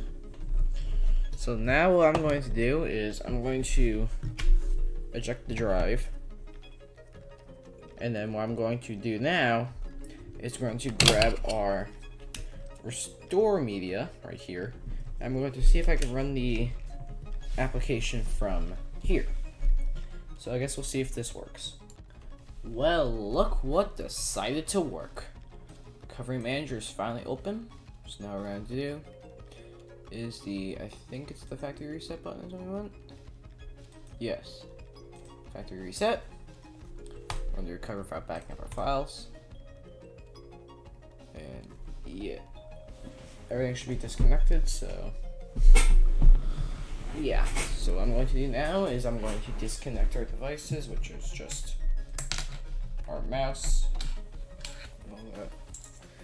See all of our mouses and stuff, keyboards. And then we're gonna click OK with the mouse. And then it's gonna say Welcome to Recovery Manager. And here we go. And now we will wait for this to finish. Okay, I don't know if you can see it because it's a little pixelated, but it says restoration incomplete. But it should be fine. So we're gonna click retry. And then I guess we'll find out. Insert recovery media. Recovery media is inserted, so I guess we're gonna go from there and find out. And just like that, we're in. So now I have to type in our username. I have to use the built-in keyboard because my keyboard's not really working. And then no password. Product key, I don't need it. And then we're just going to accept the terms. And we're going to, recommend settings. We'll leave it on Pacific time for now. And then Windows will finalize settings and take us to the desktop where we will complete the restore. And just like that, we're in. So here we are on our desktop. If you remember the restore video, we still have these three icons, the Bleo, HP Support Assistant, and Play HP Games. So what we're going to do quickly is let's just explore a little bit. We have Adobe Reader 9, which I forget what version we're on now, but I'll have to check that. We have HP Project Tools stuff. We have Microsoft Office 2010. I don't think this is actually activated, so yeah, you'd have to activate it. Or actually, yeah, I can just use Office like normal. Oh, that's cool. And Asterisk, so okay. And then after there it goes. Now we can go through the rest of the apps. And then we have, we'll let that go in the background. We have our Windows DVD Maker, Windows Fax Scan, the Windows Live Suite, which it's the Windows Live Suite if you remember that. We have Windows Media Center, which if it'll load up, will look something like, it's taking forever, which I mean I get because the hardware in here is a little bit, I don't know how to say it. It's like, oh, whatever. Actually, let's show the specs. Maybe. And now it decides to play the boot sound. Nice. So yeah, we'll go to the computer. And that's not the computer I want. Oh, now everything's opening. And that's not what I wanted either. This is what I wanted. Yeah. Oh, you see that screen flicker? That's not good. Well, I think, let me try getting rid of that. That does not help much, but yeah, this is bad. We have an Intel Celeron 900 at 2.2 gigahertz. We have 2 gigabytes of RAM. And this is 64-bit, surprisingly. and it's apparently giving us a score of 3.3 on the experience index, which, oh, there's Word. We'll look at that in a minute. Let's just go, nope. Well, there's that. Anyways, let's reopen up Windows Media Center. Full screen it. I can actually use the keyboard. I think it's a little easier. So yeah, there's that. I'm actually gonna do really quick so you guys can maybe stop the flickering. It stopped a little bit. Yeah, we're gonna use Express settings, and then we'll maybe this will work.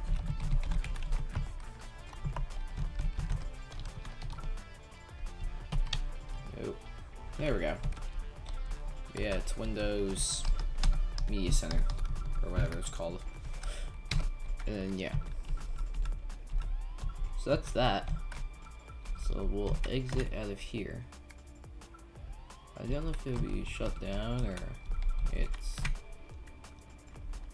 be shut down. There.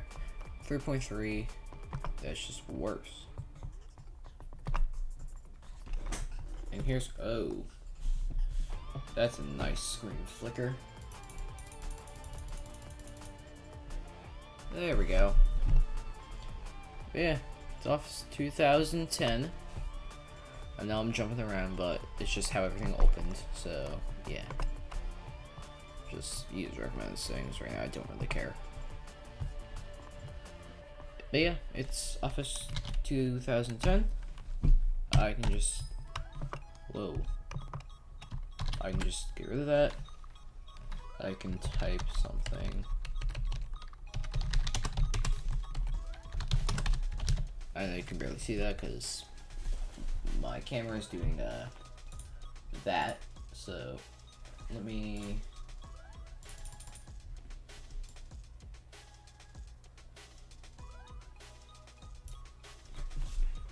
Okay, let's get out of here so it stops doing that. Okay. But yeah, that's basically it. That is our thing. I forgot to mention we have the Cyberlink suites stuff. We have a few HP stuff, games. Sadly, we have Norton. People who know why. But yeah, that's that. Well, thank you guys for watching this video. Make sure to comment, like, and subscribe, and we'll see you in another video.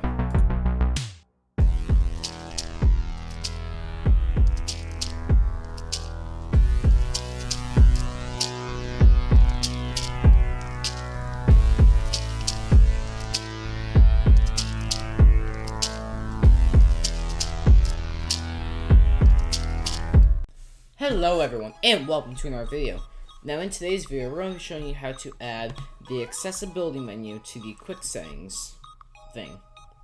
So without further ado, let's get started by going down to your launcher over here. You're going to open that and go to your settings app. From here, what you're going to do is go all the way down to accessibility, and you'll see this tab that says show accessibility options in your quick settings. Turn that on, and then you can close out of settings. We don't need it anymore. You're going to go down to your thing right here, and you see this accessibility option. Now you can have all your accessibility things right here, and there are actually some useful ones such as live caption, so it captions everything that you see on the screen even if the website doesn't have captions, or select to speak, where you select something and it just speaks it directly to you. Well, thank you for watching. Make sure to comment, like, and subscribe, and we'll see you in another video.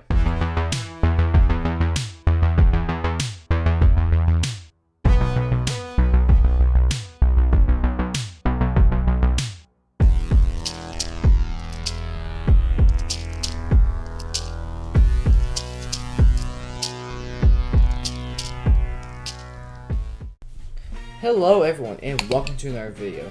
Now in today's video, what we're going to be doing is we're going to be trying to upgrade to Windows 11 on here.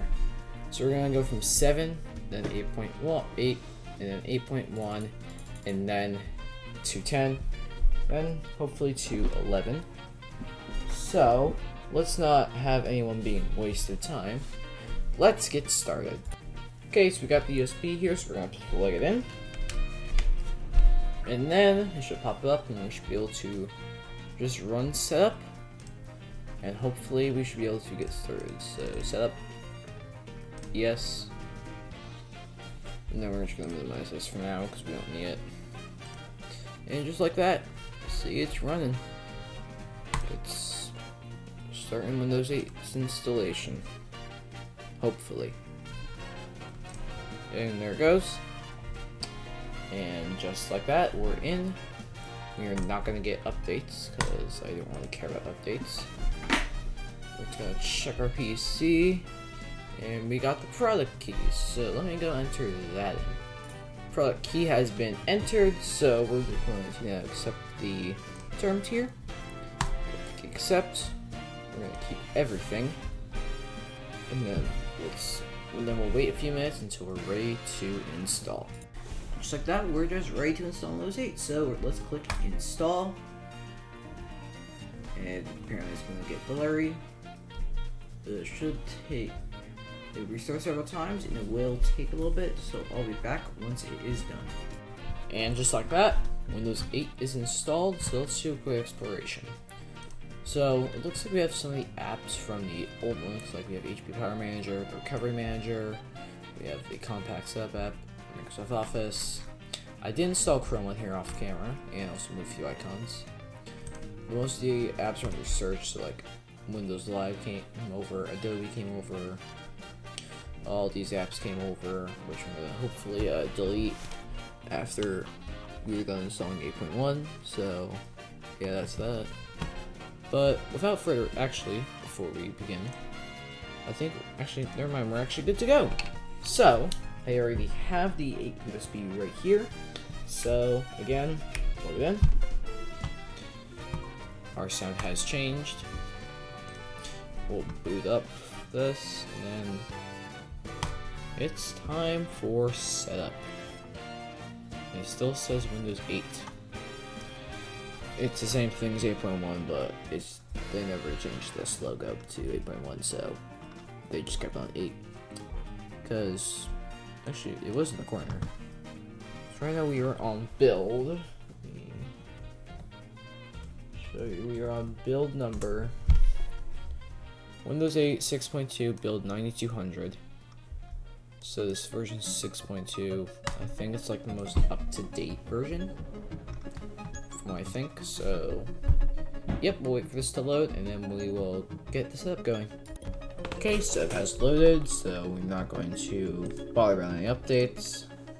Next, check our PC, and then I have to go get a product key, so I'll be right back. Okay, that's all done, so now we'll accept the terms, accept, and then we will just have to, I think, wait is the next step, because we have to wait for this to get ready, or it's here we choose what to keep, I forget what's next. But, yeah, the installer's first, and for some reason this is down here. And the installer's just not responding. Oh, wait. Okay, I was ready, making sure ready to install. So be back once that's done.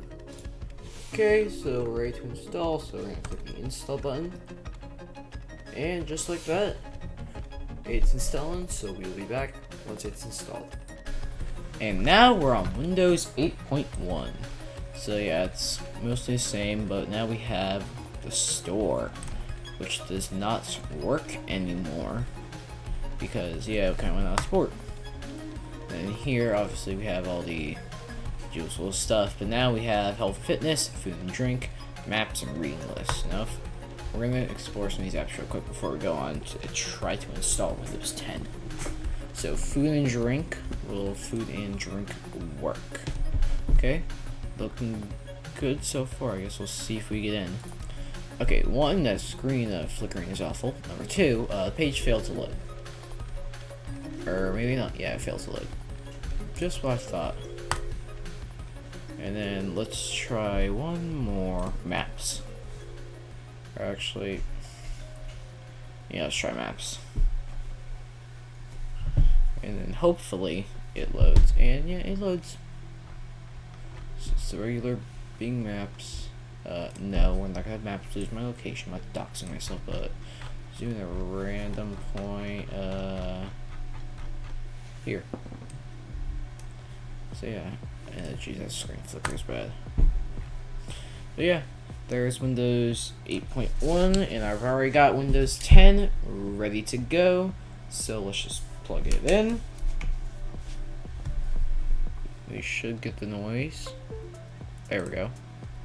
Turn the volume up on the E section, never mind. Turn the volume up. Up. Now let's just run setup.exe.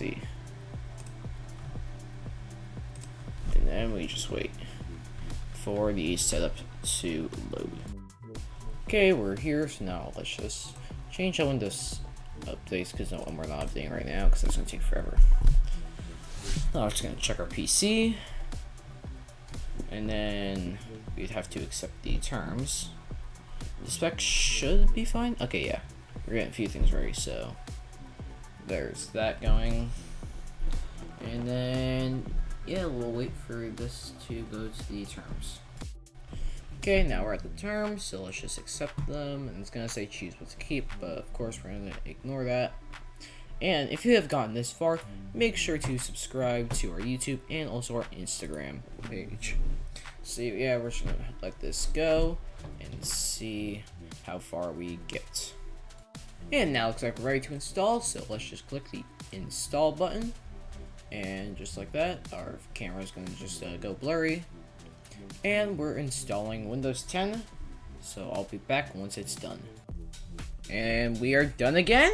So we are in Windows 10 now, and now it's obviously not activated because it didn't activate this time. So yeah, that's that. So let me do a quick exploring if stuff will actually load, because wow, it's glitching out. Oh, there it goes. Okay, so it looks like the Cyberlink DVD suite's still here. Food and drink. Chrome's here. Some HP stuff is still here because when I booted it up, it said that like some of the HP stuff was going. It just went away without warning. So we only have those 3 apps remaining. Microsoft Silverlight it kept most of the stuff. Mostly deleted those, just some HP stuff. So that's that. So now we're going to attempt Windows 11. I don't know if it's gonna work, but let's try it. Let's hope it does work though. So yeah.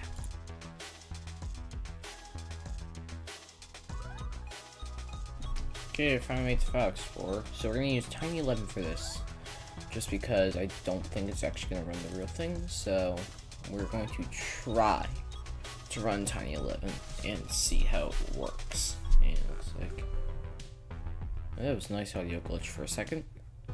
So yes, it's flickering. Clear that, and now we'll just wait for setup to launch. Well, would you look at that? Windows was unable to create a required installation folder. So I'm not going to boot from this, just because if you saw in the title, it says we're trying to upgrade, quote, upgrade, not reinstall every version. So our journey ends here. So thank you for watching. Make sure to comment, like, and subscribe, and we'll see you in another video. Bye.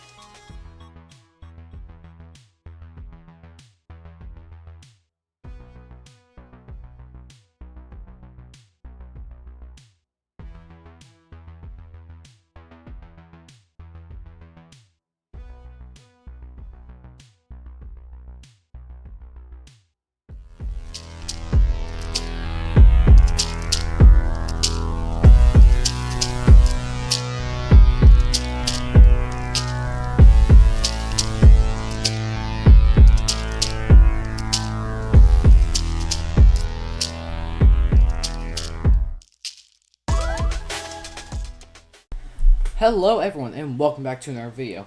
So, remember last time when we tried to restore the blue laptop back to stock? It didn't really work, so today we're going to be actually restoring it. So, I actually found the installation file. I have it on this USB drive.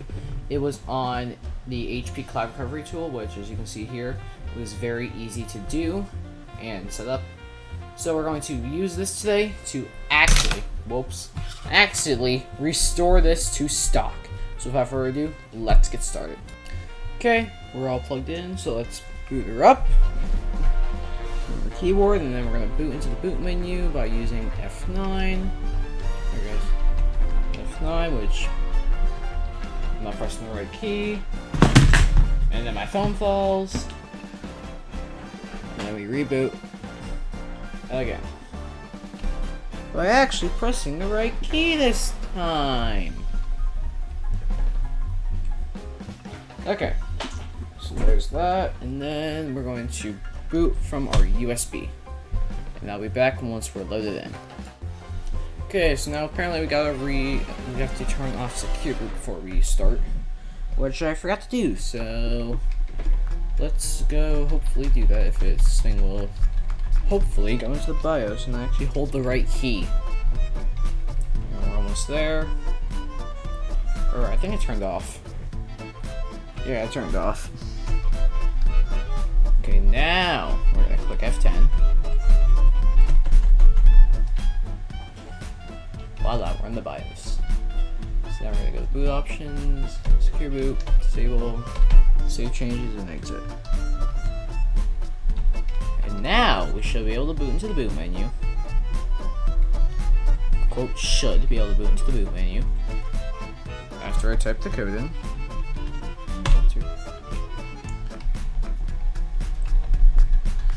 And now, for the third time, should be able to boot into the boot menu.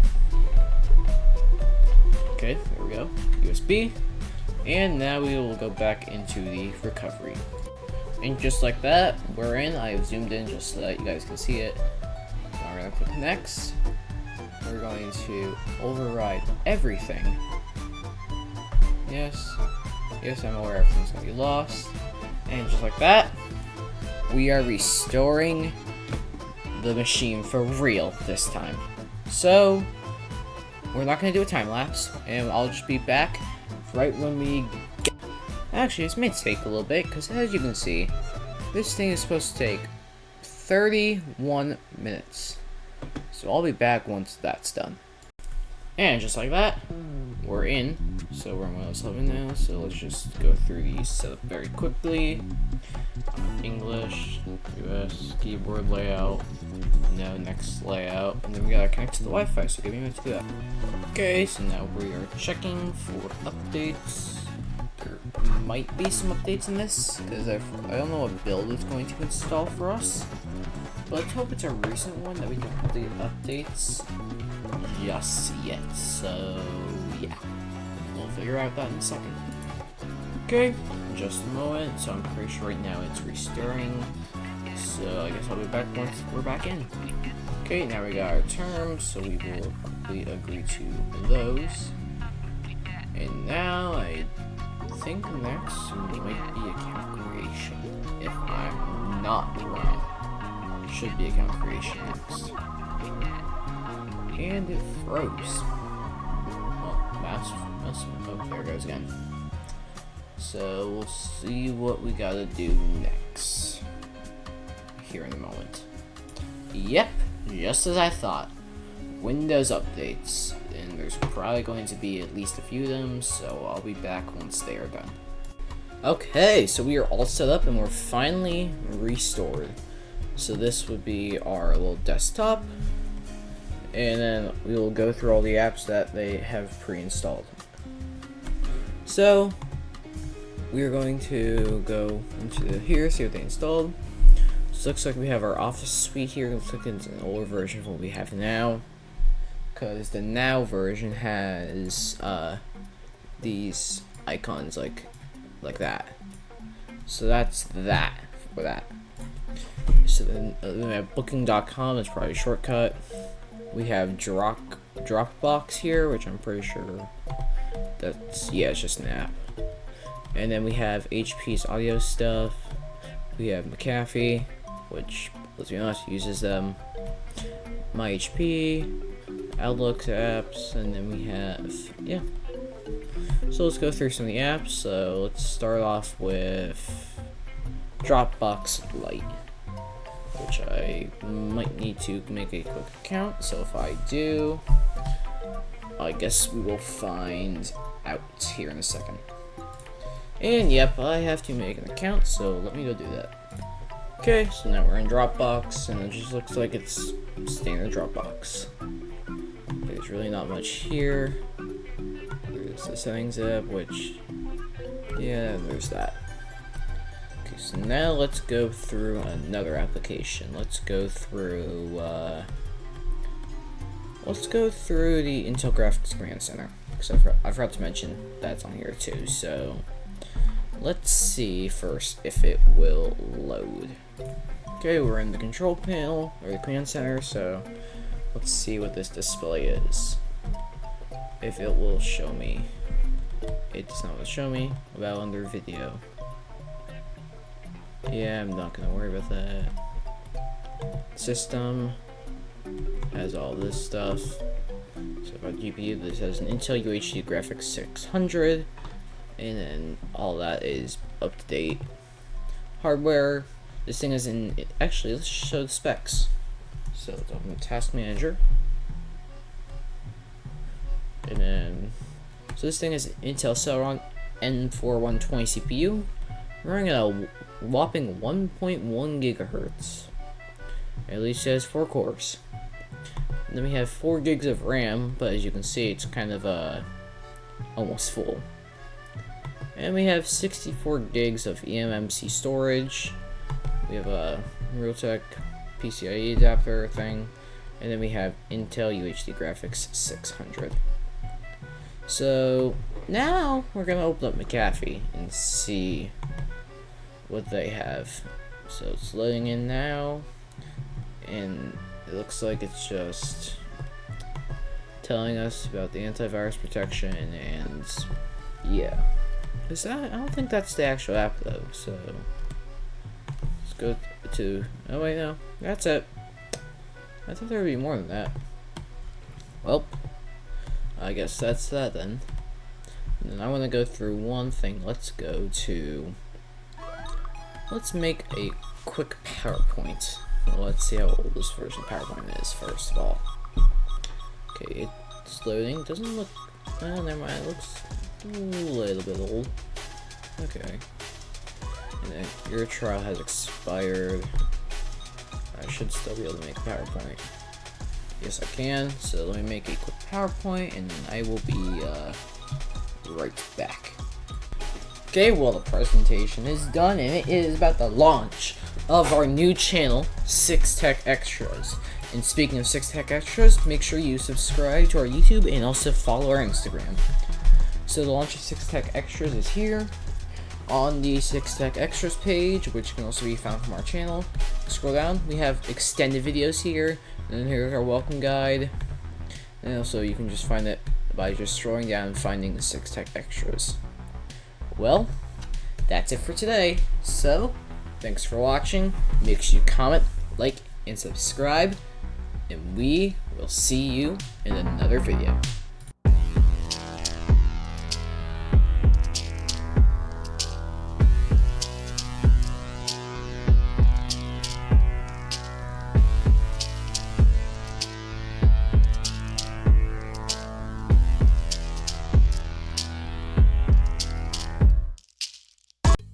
Hello and welcome to another video. Now in today's video, what we're going to be doing is checking out this, the PlayStation Portal. So this device came out right up there, it'd be, and yeah, like $200 or something. But today we're just going to take a look at it and see everything that it can do. So without further ado, let's get started. Okay, so let's click the power button here. Or I should say hold the power button, and just like that, you see we are already booting, and I have to adjust the thing again so you can see. There we go. And you'll see it's just booting like regular. There's a little loading bar. And in 1 second, we will be in. So now we're here. So let's unlock it. And now we are here on the PlayStation portal.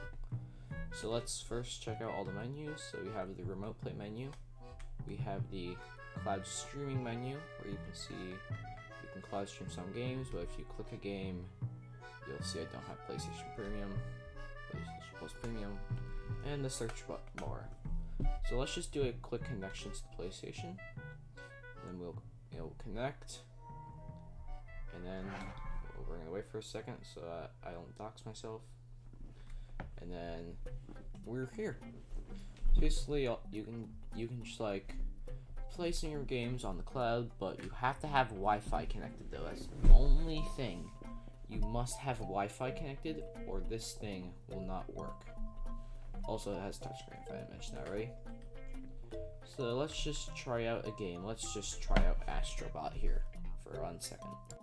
Okay, so the game is just loaded, so let's just press a button. We'll load my save data. We'll check it out. As you can see, it's okay. It works. Rumble works, so that's good. As you can hear, Rumble works. Definitely. But, yeah, otherwise, it works really well. It's nice. The controllers feel nice and all that. Rumble is definitely working because you can hear it. I don't know if you guys could, but I can definitely hear it.